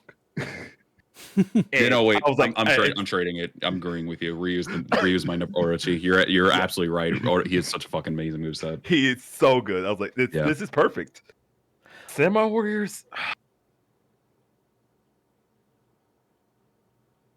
I guess it's tough. It is tough. Because unfortunately, the character I really like, they don't really like update them like ever. It's Musashi. No, Musashi. He hasn't been updated since 2. I'm like, he might have been updated since 1. So I was like, yeah, he has been updated since 1. I'm like, it's like, damn. Just give these people. Fan? No, I'm not a Goemon fan. Damn. No. No, I don't like him either. Moveset wise, I hate it. No. So those would probably be my ones from each of those 3. Man, I just love Zhang Liao. That is a really good list, yeah. God. For me, Dynasty Warriors is easy because I was getting ready to swear off the series after 6. And then I saw a trailer for 7 that had Wang Yi pop up, and I was just like, holy shit, that looks awesome. It's like my style of character design, and also those weapons. Wang Yi and her Trishulas in 7, best Dynasty Warriors character by far. I do love Wang Yi. She's definitely up there for me. She fucking rules. Easily. And then Samurai Warriors, I've always been partial to Ginshio Tachibana. Oh my god, she's good too. God, she jumped to the top of my. I'm pissed she's not in Abyss yet. Fucking add her, goddammit. That pisses me off too. She's easily my favorite. Well, actually, no, I did say Kunoichi, but yeah, she's up there for me. But she also became my. First of all, I her armor fucking rules. Second, she kicked my ass for like 10 hours in Neo 1. When the first zone, she's the first like one-on-one boss you fight. And it took me that's when I fell in love with Neo as a franchise. I wish she was in 2 so she could be in a better game. Yeah, that's fair. But I love that. I got my ass kicked by a woman. I'm a fan. Yeah, I mean,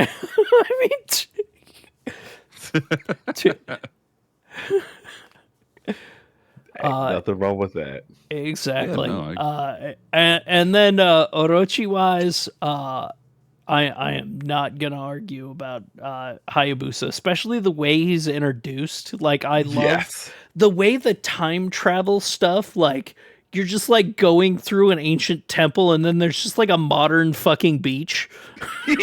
Is so good. Oh yeah. That was with Ayane, yeah.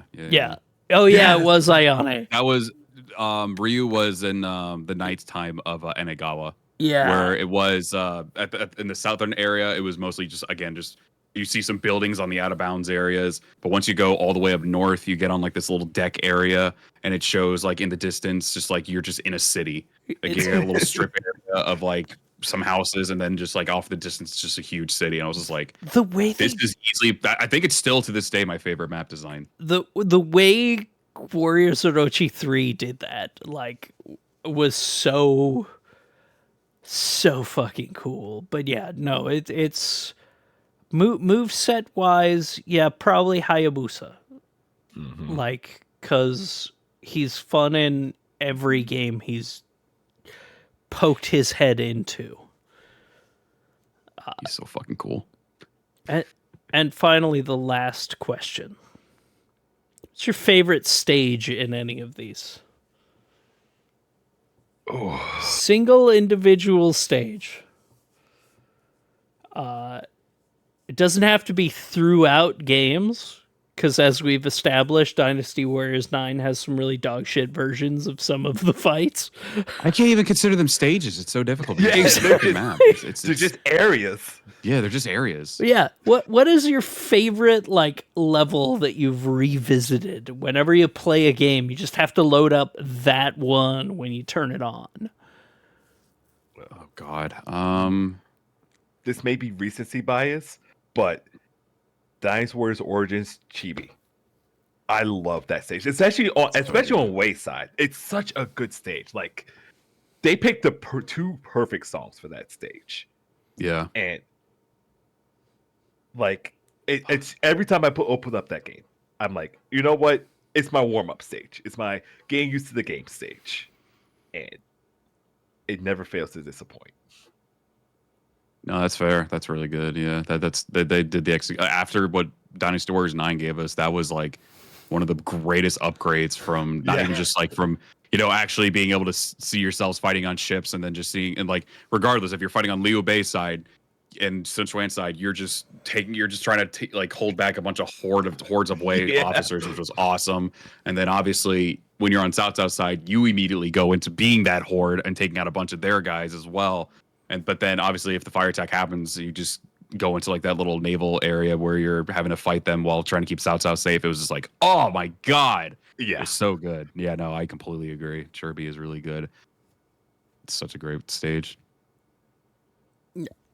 Like honestly, that is probably my answer for every single one of those games. Oh, just Chirby. like it's almost true. Outside of 9, like good God, like Chirby does so well, and then there's some of the God, I'm forgetting the name of it. It's towards the end of Dynasty Warriors 8.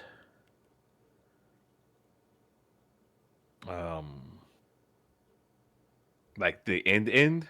Yeah, like Oh, like one of the last. What do you mean? oh God, I'm forgetting what it was. It's been so long for me, but It's like a Jin stage or like it is. Oh man, Jin had some good stages too. Chengdu. Yeah, I think so. I think Where you that's- fight the Shu for the last time yeah. with that castle up top, and you had to get through. Yeah, they did it there too, right? I know that was when because I know sometimes depending on the game they'll change the design of Chengdu for like Yeah. in the middle where Liu Bei gets it, and then after the fact where he fights Shu for the last time with Shin or Wei. Yeah. But like Yeah, that stage is a really good one too. it's so good. Fuck, I'm trying to think what mine is. Jesus. There's so many. Yeah. I could honestly also go with the very first stage of the DLC of Warriors Orochi 3 where everything just goes to hell again.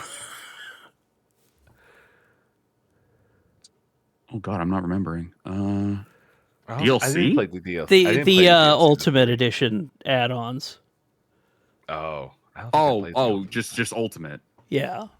With Tamamo? The Yeah. story with Tamamo? Oh, okay. Oh, there goes my fucking earbud. Where it's just like, hey, that's we're the victorious. Then it's like, oh, fuck. Hinokawa. Yeah. Yeah, that's because that's I think that if you're referring to the one where they're like in some like where it has like ships in the middle of the Yeah. stage over lava, yeah. I think that's Hinokawa because that was also the final stage in Warriors Orochi 2 for Orochi, where you had to fight the 3 mystics. And for some reason, Zhang Jiao and Zhuozi was also there. Zhang Jiao was also there. He's apt. God, fuck, that is tough. Because I'm sure you've really seen that like in previous months I was going through a lot of the stages, like through each game. Mm-hmm. Fuck.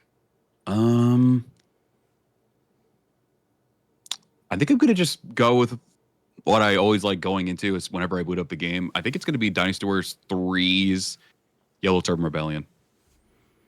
Oh yeah. I love that stage. The stage design is so good where the yellow turbans are like all surrounding that castle where Hoojin's in. Oh And you yeah. got you got Wei at the bottom, Sun Jian on the left, and Liu Bei on the right, and they're having to like stop the horde of yellow turbans from encroaching the castle. That's when Zheng Liang does like the freezing of the water, and then they encroach from the top area. And then, not to That's mention, you're also having to right. deal with boulders falling on top of one of the Imperials as well from Zhang Bao. You flaming idiots! Oh god, Dynasty Warriors 3 had Honestly, such great the lines. It's so good. the sign of a great Dynasty Warriors game is how well they do the Yellow Turban Rebellion with the weird magic shit. Yeah.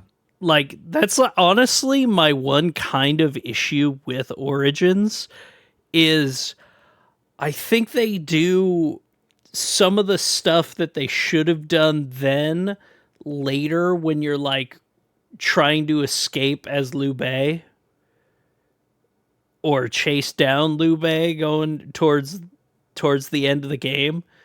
Chen Bong. Where you're going through and all the rocks are falling every time you get close to Yeah, a yeah. base and stuff like that. Like I think they do some of the stuff that they should have done during the Yellow Turban stuff because the Yellow Turban stuff is just like, hey, here's a bunch of shadows for you. Here's a shadow, Well- here's a tornado. Yeah, Right. they had the did they ever have the rock fall? I think they had I don't- did they? I No, don't remember. it was just actually. tornado and shadow dudes. Yeah. That really it. Break the pot and you're done. And it Oh yeah. I know they also had the weird one in at the end of the battle when you finish off Zheng Liang and go to Zheng Bao. That little like that pot that's sitting on top of one of the towers. And it just Oh like yeah. I guess makes everyone invisible. And it's Yeah. like, Yeah. what does this accomplish? Type of thing. I'm like, oh, okay. like But yeah. yeah. God, I can't remember already. Jesus Christ.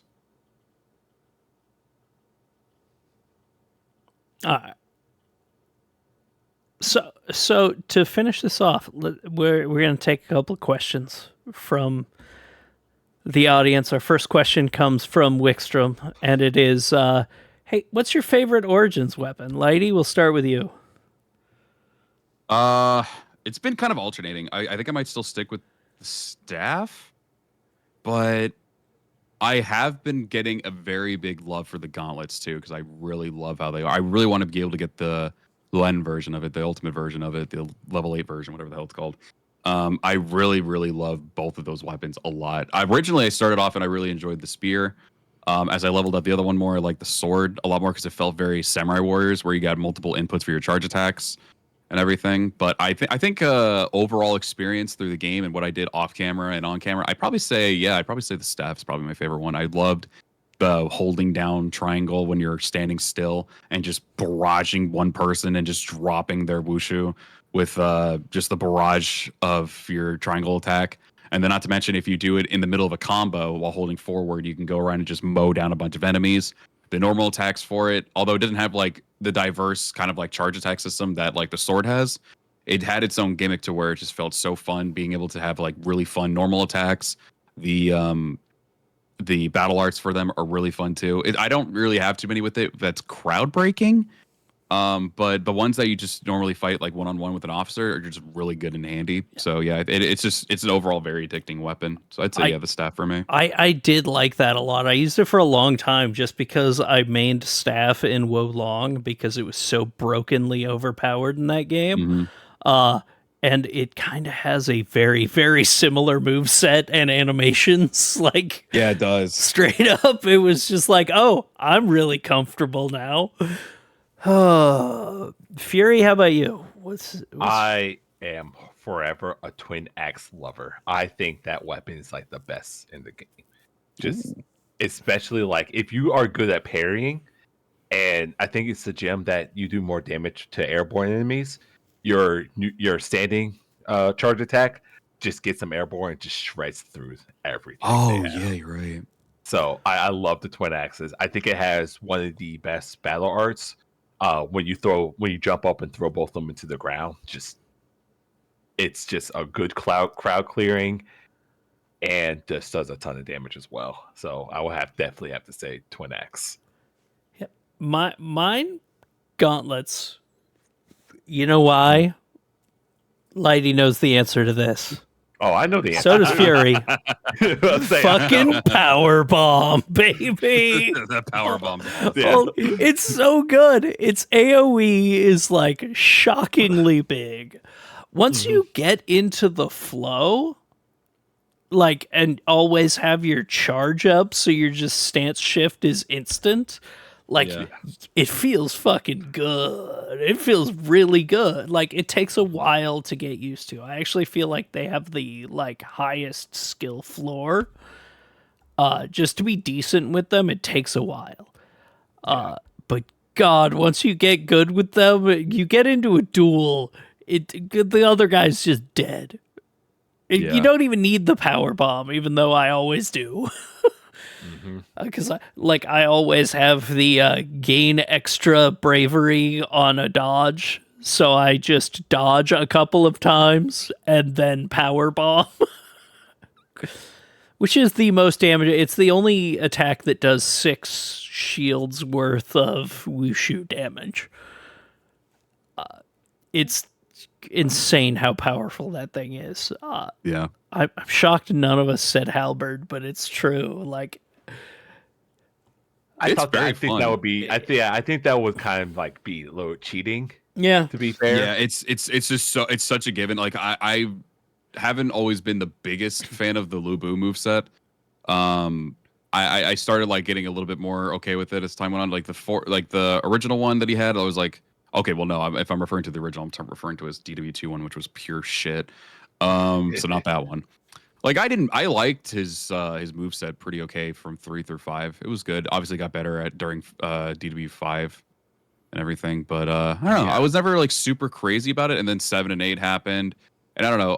I think I was just like kind of whatever. I get he's supposed to be like the super strong, powerful man who can just do anything and just probably like, lift something that most people would struggle with by holding up with one hand his halberd and just swinging it around. I kind of was like whatever with that. I liked how they handled it a bit better in the old games, but I mean, granted, he was still kind of doing it with most of his animations, but I don't know. But then I saw the halberd, and I guess it was just a feeling thing. I was like, I mean, it's cool. I mean, he's the OP character. That's cool. When I got the halberd in Origins, though, I was like, fuck, this feels amazing to use. yeah, I like all these battle arts. Is like he basically also had where the sword was a samurai type weapon, samurai warriors type weapon. That was actually a proper Dynasty Warriors weapon with its charge attack differences and everything, and all of them felt so cool and like intense. And then I know it also has a little cheese. I think it's with its C5, where regardless of what's happening, you'll be able to stagger them. So it's like a very good cheese method to use, even like no matter the attack they're using. If you get it off, they'll just be staggered like that, and they won't stop until you finish the combo, which is really busted. And just the cinematic feel of every single attack. You are literally playing as the boss that you beat, and it's insane. the fact that when you activate rage mode, you just start slow walking Yeah. is really, really good. Like, Beautiful the only touch. thing I don't like about it, and the reason it falls below gauntlets for me, is because of the bring in your horse battle art. Because it untargets the boss. It removes your started. lock on, and that's fucking annoying. Don't get me started. Like, legitimately, the amount of times my I God. lost to Lubu when I was fighting him because I lose lock on, and suddenly my camera's faced the other direction. It's just like, no, why? Yeah, Why you do? I guess it's the balancing thing for it, but God, it was so frustrating. And it's just a like, bad I'm just gonna balancing power thing. bomb this motherfucker.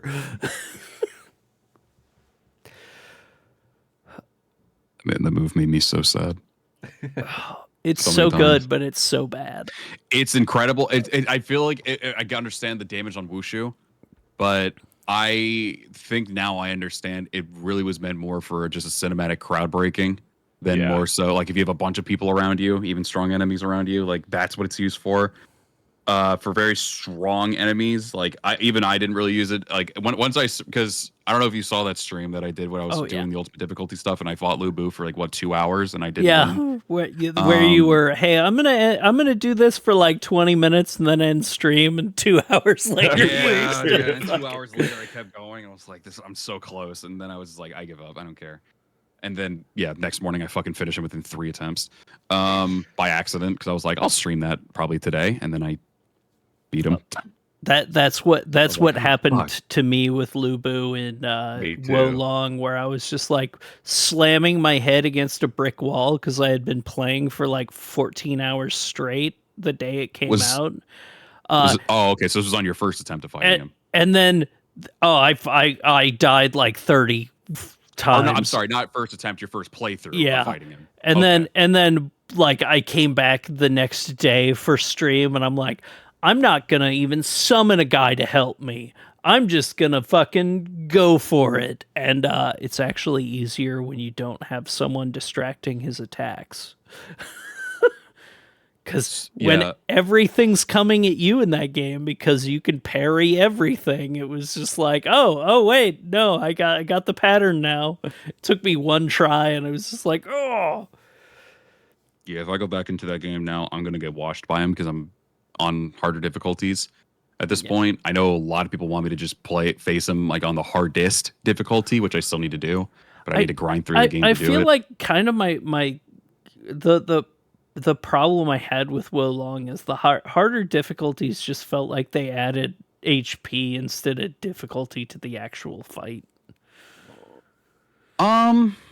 It I can't even really say much with HP. It felt like maybe they increased it a little bit. I mean, a lot of it was damage oriented, and more aggression, I think it was.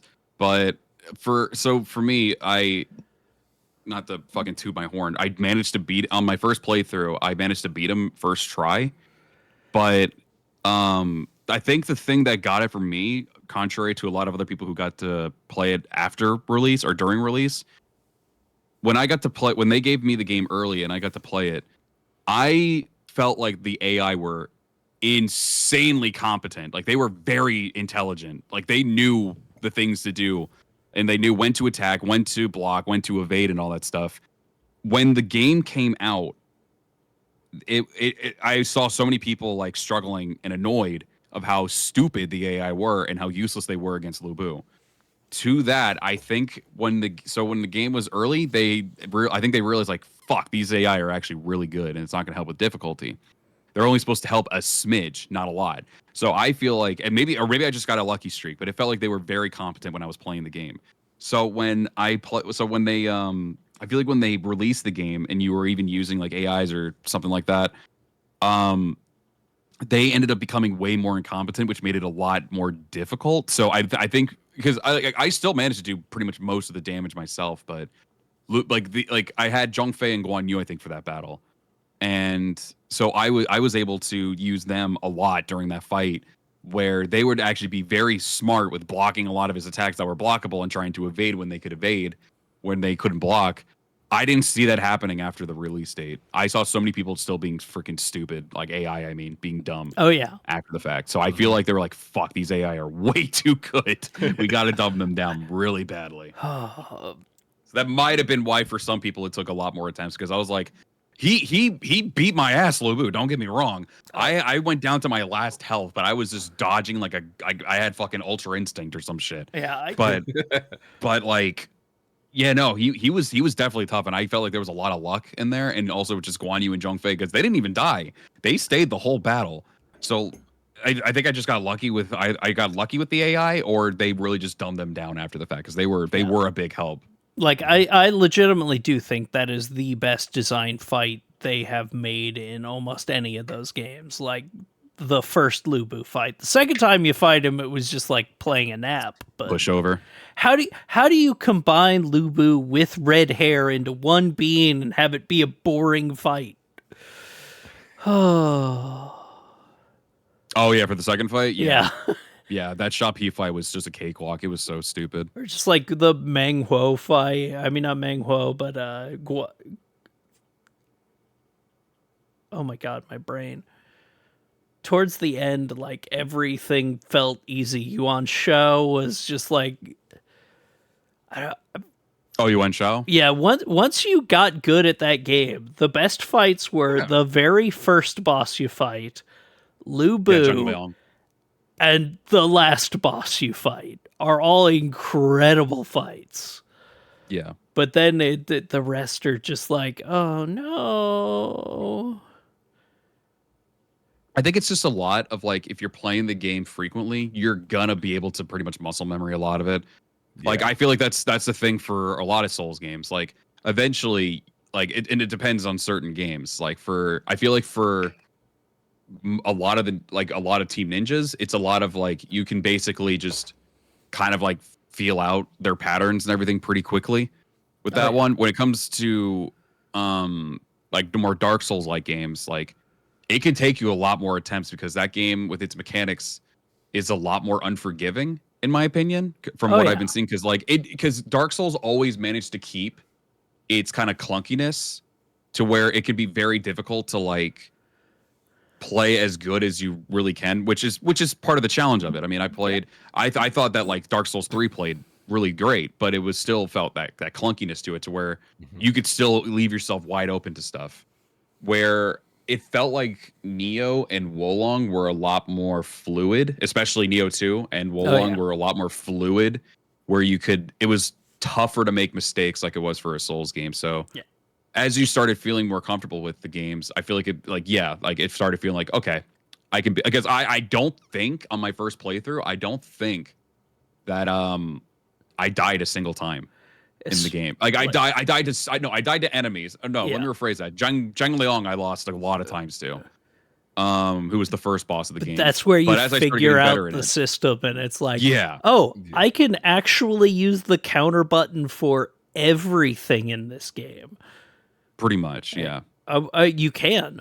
That's Yeah. what I like. That's why it's kind of like down on my list of those games, just because I can you just hit the count. Once you get the counter timing right, it doesn't matter if if Zheng Liao's spinning at you with 300 hits. Oh Christ. Or who was it with the staff that you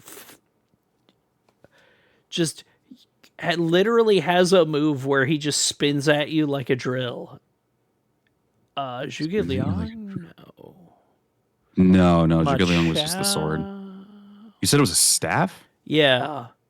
I think it was I forget who, but it was one of the just, hey, you're doing a single battle against one of your guys.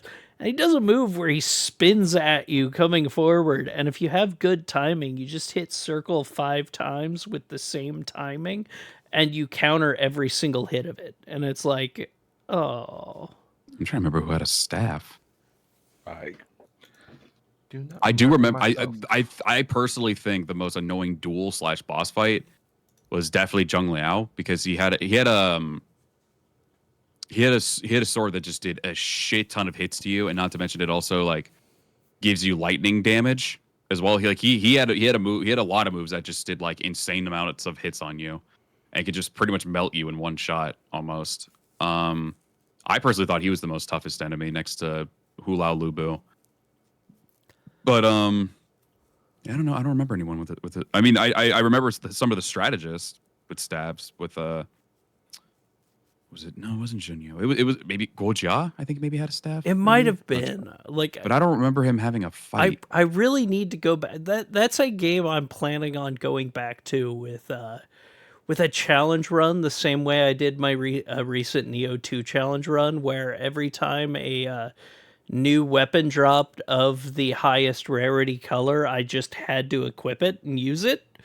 It was really fun fighting the final boss with tonfas that I hadn't leveled up at all skill wise, and somehow one-shotting it. Oh, okay. But then like works. Yeah. but like I kind of want to go back to Wolong through that, so I can't just, hey, I'm gonna put all my magic in lightning and grab a bow staff and kill everything in 2 seconds. because lightning was so fucking broken in that game. Like, it's Guys, make me want to buy Yeah. this game soon. Wolong is good, Yeah, it's very fun. right? It's definitely not like the most in depth, but it's I personally think it's one of my favorite like Souls like games next Yeah. to Rise of the Ronin. Like In Dark mine Souls 3. goes Neo 2, then Rise of the Ronin, then Final Fantasy Origin, and then Wolong. But all of those I love. Like, so being fourth in a list of games I fucking love isn't exactly an insult. Oh, it's a demo out. Okay, I have to get the Yeah. download. Oh yeah, you Nice. should. Because the demo has the best fight in that game. Oh, okay. Like, legitimately, the first boss of that game is incredible. Like, Okay. it teaches you everything you need to know about that game. Okay, final question. 'Cause we gotta end this Okay. soon.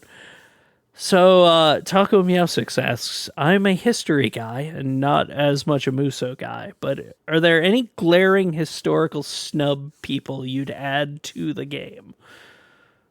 Origins, absolutely. I can already name one. Go. Talren. Yeah. Why is he Yeah. not in the game? Why is he not in the game? 100%. He was my number one. He was like, why is this motherfucker not in the game? Like, I remember getting to the 8 gate formation, and I'm like, Xiaoho Yuan's here. Why? So I think someone ended up telling me that the director said that like he didn't want to put, and I think I don't know if it's because of lack of research or something, or just kind of just saying fuck it, I do what I want. He was I think they mentioned that he said I didn't want to put him in just because I want just to make him a loser in one battle. And my immediate thought process to that was, okay, to a slight degree I understand, but Sao Ren existed before that fight. He was doing other things before that fight, which could have made him have a bit more of prowess and like presence on the battlefield to make him more of an accomplishment when you beat him in the Gates formation. Yeah. When you actually get to that battle. So if that is the reason, that is a, with all due respect, piss poor reason. Exactly. Because literally, you could have just put him in every other single battle previously. You could have just had him alongside Xiahou Dun and Xiahou Yuan at the very beginning, or even a little bit before, or a little bit after that, if you felt so inclined. When he finally gets like people like Li Dian and Yue Jin, could have been right there with them. But exactly. What do I know? No, Yeah. there's definitely some characters that are missing. For me, I know there was Sao Ren was the biggest one. Sao P was another one because Yeah. all of a sudden, I guess just Enji was just like, all right, I'll join. Even though technically it was because Sao P was like, marry me. I guess that didn't happen. Shit. This one isn't as big, but I'm a big fan of the character and I love playing as her. Lu Lingqi is another one who could have also just been good. Yeah. Once again, Diao Chan not being around after Wang Yun's assassination thing with Dong Zhuo happens, or I'm sorry, just be more. Dong Zhuo's assassination happens, she vanishes again. And I remember in older games, she stuck around with Lu Bu. And even in like, again, I'm going back to the 2010 show of the Three Kingdoms, she stuck around with Lu Bu after the fact. But I can see now why she did, because she, I guess, wanted to fuck you instead of Lu Bu. But that's where I feel like Lu Lingqi would have been perfect. Lu Lingqi would have been perfect to be there for her father, to give a little bit more depth for Lu Bu, maybe in its storytelling perspective. But we didn't get that. Maybe because we weren't around Lu Bu as often. But I mean, during the Shu story, you're with him quite a bit. Yeah. So that could have been really nice right there. You could have even had instances where you yourself would just go see Lu Bu's army specifically, while the brothers just hang back at Xiaopei, because Lu Bu maybe wanted to see you specifically. And you get to see his daughter and all that stuff, and maybe be able to form a bond with her, and then he'd probably be up your ass even further because he hates you, the fact that you're rizzing his daughter. I don't know. But It'd been like, how dare you go after my daughter? You are my love. Oh God. There was someone else too. Oh, the Chow sisters, huge. Yes. Now that is very big, and the reason why is because, and I knew they weren't going to do it because they're not good. Because I really feel like they weren't trying to make Cao Cao look as inhuman in this game. It's very clear that they didn't compare it to previous games, which I'm fine with. I don't care. Yeah. But like a big thing that and I don't know if they ever mentioned it in the games, but Cao Cao had a thing for married women. He had a huge thing for it. He was very into stealing other people's women that that they were already married to. So why he had that, I have no clue. But apparently even Cao Pi had that whole thing for him as well. So one of the biggest things that a lot of people told me, and that I even got to see in that show, and went once again even looked to see myself and see confirm, one big thing that actually got them to do the Battle of Chirbi was because of I think it was Zhuge Liang that told Zhou Yu, well, you could always surrender. I hear that Cao Cao likes married women, and he has a really big thing for the Qiao sisters. Oh, that's your wife, isn't it? Yeah. And the widowed one, Da Qiao, and that set him off. That set off Zhou Yu a lot, and that's what basically almost confirmed the battle. Like, that's a huge one right there, and they didn't even do that. It was just weird in general that they didn't put either of them in, because that would have been great bonds right there. Maybe because we can't, riz them up because they're already married, which I don't think would be a big deal. I think it would have still been nice to interact with them. We did with Yue Ying, so I mean, what's stopping us? Yeah, exactly. I think. Okay, yeah, no. I mean, you're right. Yue Ying making a fucking real doll of you. I think the thing with that one was I think, if I'm not, because I'm going off of another game, and I think it was Dynasty Warriors 7 that had a stage with it. I think it was one of Yue Ying's legendary battles, maybe, where Zhuge Liang tries to riz up Yue Ying, but so they can actually get married. So I think at that point in time, I think they were just recently married around Changbang, like when you see Zhuge Liang for the first time. Yeah. I think that's when it actually happens. So, and all your bond stuff happens before that. So I think that's why I think she did legitimately have feelings for Ziluan, but eventually she was like, oh, I want to see this sleeping dragon's dragon or some shit like that, and eventually just married Zhuge Liang. And I think like she kind of like looks over awkwardly, like, that didn't happen. That didn't happen. I'm married now. Leave it be. I think to your point about the Qiao sisters, I think they mentioned it in like one game, like that Cao Cao had the thing for them in like Dynasty Warriors 4 Extreme Legends. Maybe. I think it was like their Legends mode, like when he was Yes. chasing them, and like You're that's right. the only time that it was mentioned. Which, I mean, it's weird. Don't get me wrong. It's fucking weird, and it probably wouldn't go well with modern audiences. It's not the But weirdest thing we've it was a big seen. part of his character. It's not the Weirdly. weirdest like relationship we've seen in Dynasty Warriors. We're looking at you, Zhang Fei. Oh god. We're going through a whole different can of worms that would need for another podcast for that. Yeah, But, let's if we ever do an not episode, bring up if we ever do an Dynasty episode 2 Warriors of that, 9. we can go further into that. But yeah, no. Why I'm so did they glad she's not design fucking on the her roster. like that? I I don't don't make her an know. adult. I don't, because I think she legit was a kid. No, she I was. think she- Like, that's the thing. She really Yeah. was. I know, And but Koei Tecmo like, was like, "Oh, kid, let's make a fucking kid for a grizzled, fat old man." Okay, not fat, muscly, big bulk man who looks like he's in his 50s. So let's go ahead and make them the thing in the game, and let's God. let everyone start investigating. Why is this little child with Zhang Fei? Oh, he did this to her. He did the big no-no that a lot of people hate. Yeah. Oh, but they are lovers in this game. Wow, that makes no fucking sense. God, fucking God, I 9 fucking, is such a problem, man. ugh.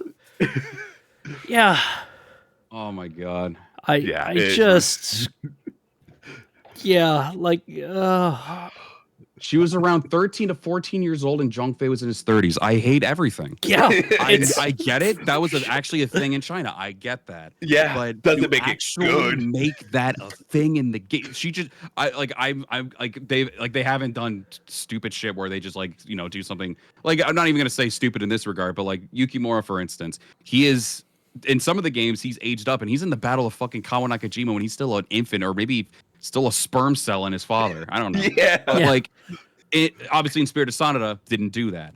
But like Good. in every other game, pretty much, yeah, he's still there. So why wouldn't that have been a problem if they just aged up Xiaoji? That wouldn't have Yeah, been so like- bad. don't like you're know. They had to make her a child. you're going to take those characters and just don't.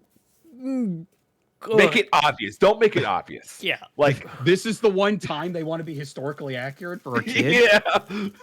with a 30-year-old man who historically did not good things to her. Oh no. Good idea, Koei Tecmo.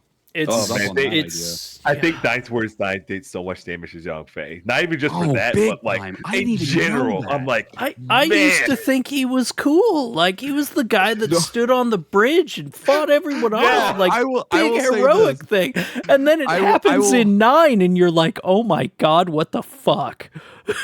Like I will legit say this. I literally ruined my friend's view on him because I ended up like being like, well, I think it was literally the day after I learned about it from my chat, and I was like, I can't look at him the same way. But No, you I can't. went over to my friend who was like a really big fan of it. He was like, yeah, he's super cool. His moveset's pretty nice, and like he's just got a really cool personality. I was like, do you know that character Shaho Ji? And he's like, yeah, the one in 9. I was like, yeah, did you know that's his wife? And did you know that historically he did some really bad things to her? And I obviously said the hard R word that I don't like repeating. But I said, did you know he did all this? And he's like, he legit went silent for like 30 seconds.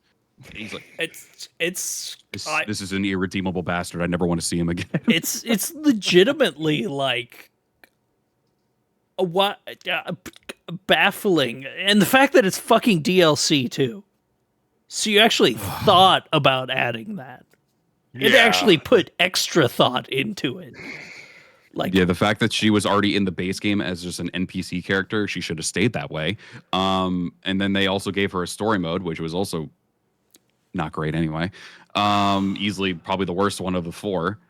Yeah, no, she was just she was overall a terrible decision. I will say though, I obviously nowadays I try to make sure that like, okay, clearly this is not what Koei Tecmo had intended. Historically, I mean, we can go historically with a lot of characters, and they're going to be really shitty people. Let's be real. Yeah. Oh yeah. I'm trying to at least go off of the characters that they portray. So, and honestly, Origins did such a great job for making me actually like all 3 of the brothers again. Because I was kind of like on my fucking Shu hater arc for a good long while, but I will say, like, going into Origins, I don't think even Zhou Song, who was just a huge fanboy, still is, of Guan Yu, probably even more so in Origins, because you can't go a sentence without hearing his fucking name, Guan Yu.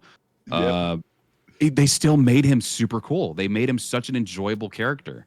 Like, all of them were done so well, and I really think that, again, specifically for the Shu stuff, I really think that they did a good job at making me like Liu Bei, Zhang Fei, and Guan Yu. Specifically, obviously, the highlight of that is Zhang Fei.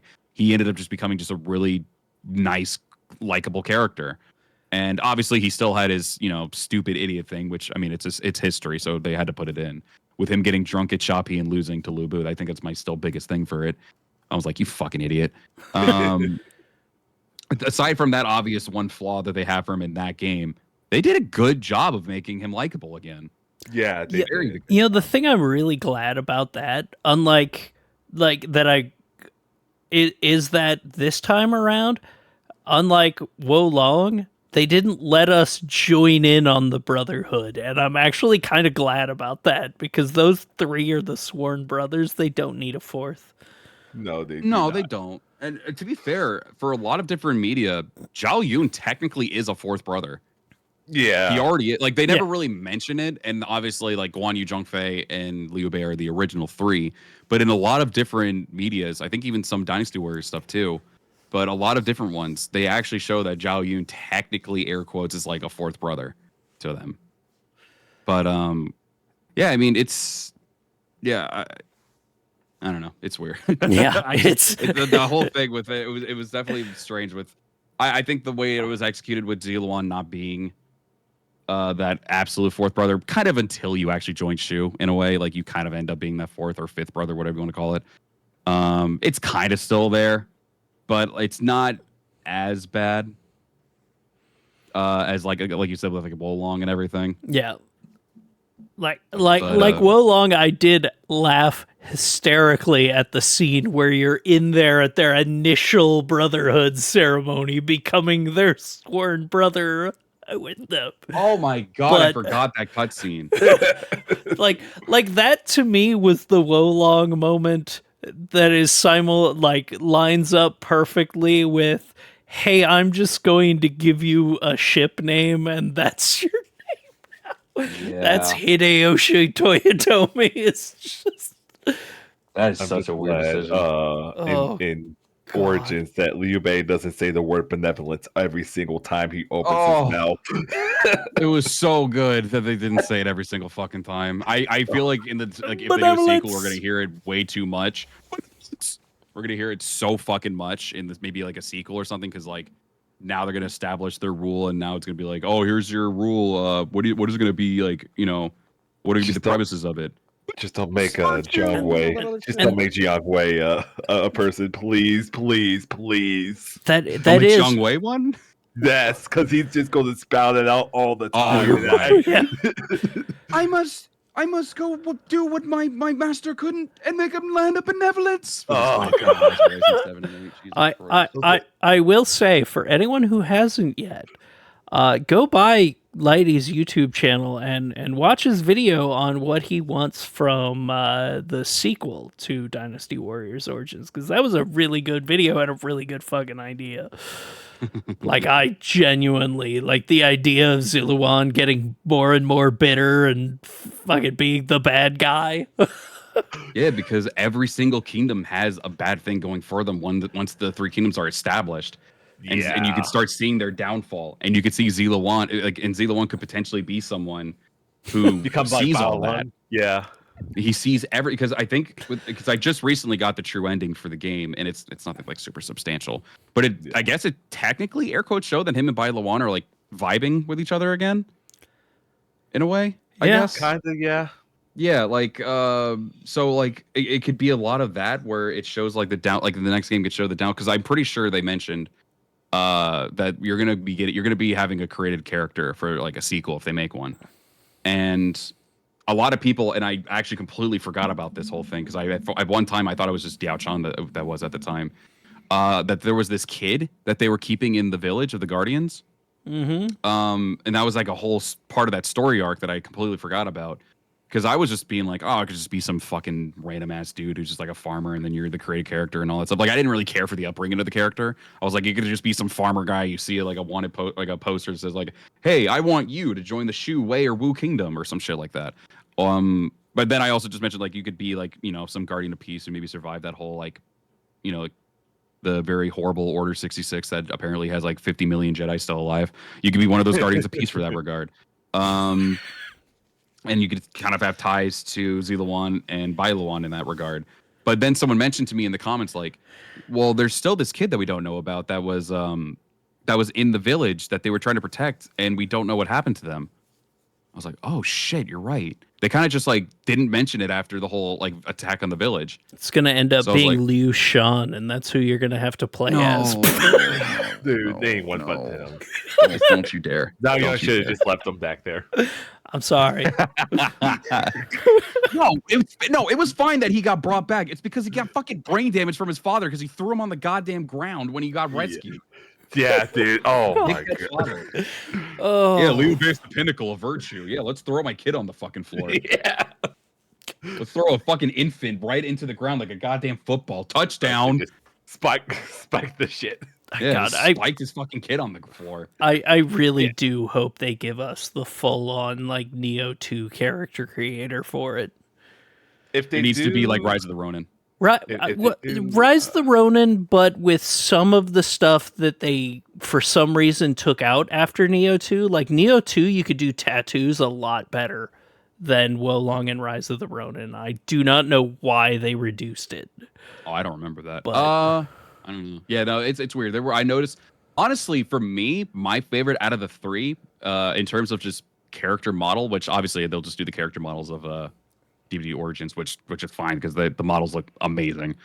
I would assume I would like them to do the ones from Wolong because I feel like when I was looking through it, because Neo 2, to be fair, was the first one, but there was so many options in Wolong that I also sometimes didn't see, like you said for Neo, like I didn't see in Rise of the Ronin. I wouldn't mind if because Wolong felt like it had the best of both worlds from Neo and Rise, and it also again just had really great character models. I would be perfectly fine if they have all the options and obviously include more that they have in Wolong, and obviously just tie the ones that they had from all the games, put it into the next one, because I know it's a completely different company, or developers, because obviously Omega Force is the one that did the not as great one in Nine Empires, and then obviously the whole design itself is a Team Ninja thing, but it's very clear that Team Ninja, I'm pretty sure people even mentioned Team Ninja helped with making Origins, if I'm not mistaken. I mean, they could definitely share, and I hope they do, because I'm sure they will. Like, I mean, the thing I appreciate most about Team Ninja is it feels like they've actually looked at people of different races before when it comes to their character creators. Like, they actually understand how, like, black skin lights differently than white skin and things like that. Yeah. Like, and how black hair works, and how, everyone looks different and under different lighting and things like that. They actually seem to understand that, which is legitimately, those are the three best character creators in the industry: the Neo, Wolong, Rise of the Ronin. There's legitimately no better company at doing a character creator for a custom character than Team I will say Ninja. they could definitely take some notes though for Monster Hunter Wilds, because I saw that character creator the other night and I was like, holy fuck, it's really good. It's good. It's beautiful. I even got to see and me being your typical Italian Caucasian loser, I was still looking through all the other ones of like different races and everything that people were showing, and I saw someone make a fucking amazing black character. I was like, that is fucking sick, because I know so many black characters, like custom characters, can be not have as many great options, or even they won't even look good in that regard. Like, for some reason they just kind of, sometimes some character creators just don't do as good with it. Monster Hunter Wild did so good with for black characters and custom characters. I was like, this is sick. Like, I kind of I wanted to make one, because it looks so cool. I was like, shit, these look so great. Like, I want to make one of obviously like one of my characters, and make another character, because because even with someone like me with my story, I like being able to make every different type of walk of life. For the authenticity of the story that I have, even though it's a very supernatural story at that. But I want to be able to have more diversity in it and everything. And I'm like, this might give me some great inspiration. So I kind of want to make one in this game. Like, it looks so good, and I really want them to do that over at with the team, even more so with the Team Ninja stuff and everything too, with that character, with the Neo, Wolong, and Rise of Ronin character creator. Actually, I get it. A lot of it's it's set in one location in Asia, which obviously you're not going to see too many, white people, black people, and all that stuff. So it's going to obviously more so focused on that. But even still, just for the sake of having the options, I think it would be really great. Yeah. But Monster Hunter makes me happy. I also just deliciously perfect rendering of muscle. It's almost weird seeing a character creator that has abs in it that don't look like they were made by somebody who's never actually seen a pair of abs outside of some AI generated image in Google image search. Oh, it's God. More games need really good character creators, please. It's the in thing right now. It really needs it. Let us make ourselves.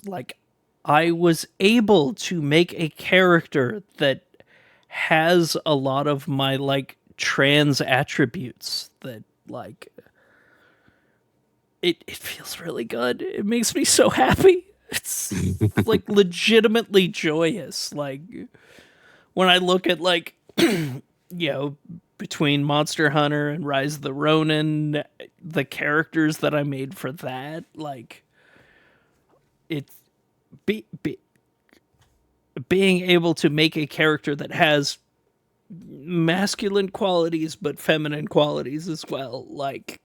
It feels so good being able to make me. Oh, no, that's fair. I did that too. All right. Well, y'all, it has been an amazing time. Absolutely. Yeah. Thank you for joining me on the first episode of Judgment Cut. I couldn't have asked for a better set of co-hosts for this episode. So we're gonna head out, but first, Lighty, tell us a little bit about you, where we can find you, promote your stuff. Everyone, please follow Lighty at LightyVT on Twitch and Lighty on YouTube. Do it now. Would greatly appreciate it. But yes, please promote your stuff even more than I already did. All right. Damn. I mean, you did really good already. I mean, yeah, like I said, my main channel is Lighty the Noob on YouTube. You could I don't remember how fucking YouTube does it now. I think they actually gave you proper like links to the thing. I think it's just youtube.com/@Lighty the Noob.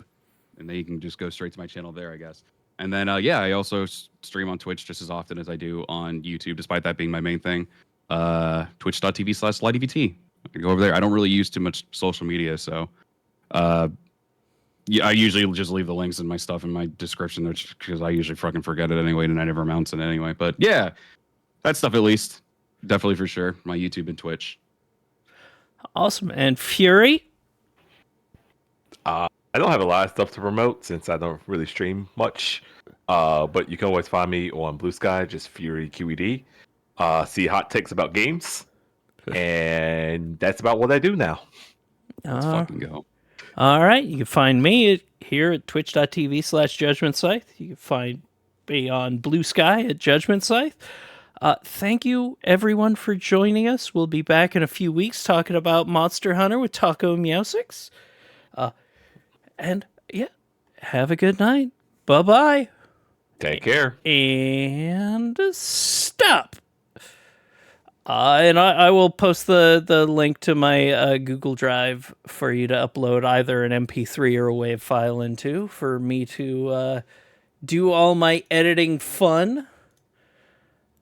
But yeah, thank you guys so much. This was so much fun. Like, it was fun. Everything I could have asked for. I'm like really, really happy. And I'm going to send all of my Twitch viewers out to, let's see who's streaming right now. Ooh, there's so many people and they're all playing Monster Hunter. Is there anyone? Is there anyone? I've got a lot of friends who've been playing a lot of Origins lately, so I'm seeing if any of them are on. Oh, fair. Because. Oh wait, I didn't do that. There we go. Because I don't want to get spoiled on Monster Hunter Wilds, because it actually has a story that I'm actually kind of enjoying. Ooh, a lot of people are complaining that it you keep walking from place to place and then hunting monsters along the way. And I'm like, yeah, that's awesome. It's Monster Hunter. Yeah. Congratulations. You found out what Monster Hunter is. Yeah. So I'm going to send everyone over to my friend Ruru, who is playing Dynasty Warriors Origins, because I think that is probably perfect for this. Yeah. So everyone go have fun with Ruru. She's fantastic. A fantastic VTuber. All right. And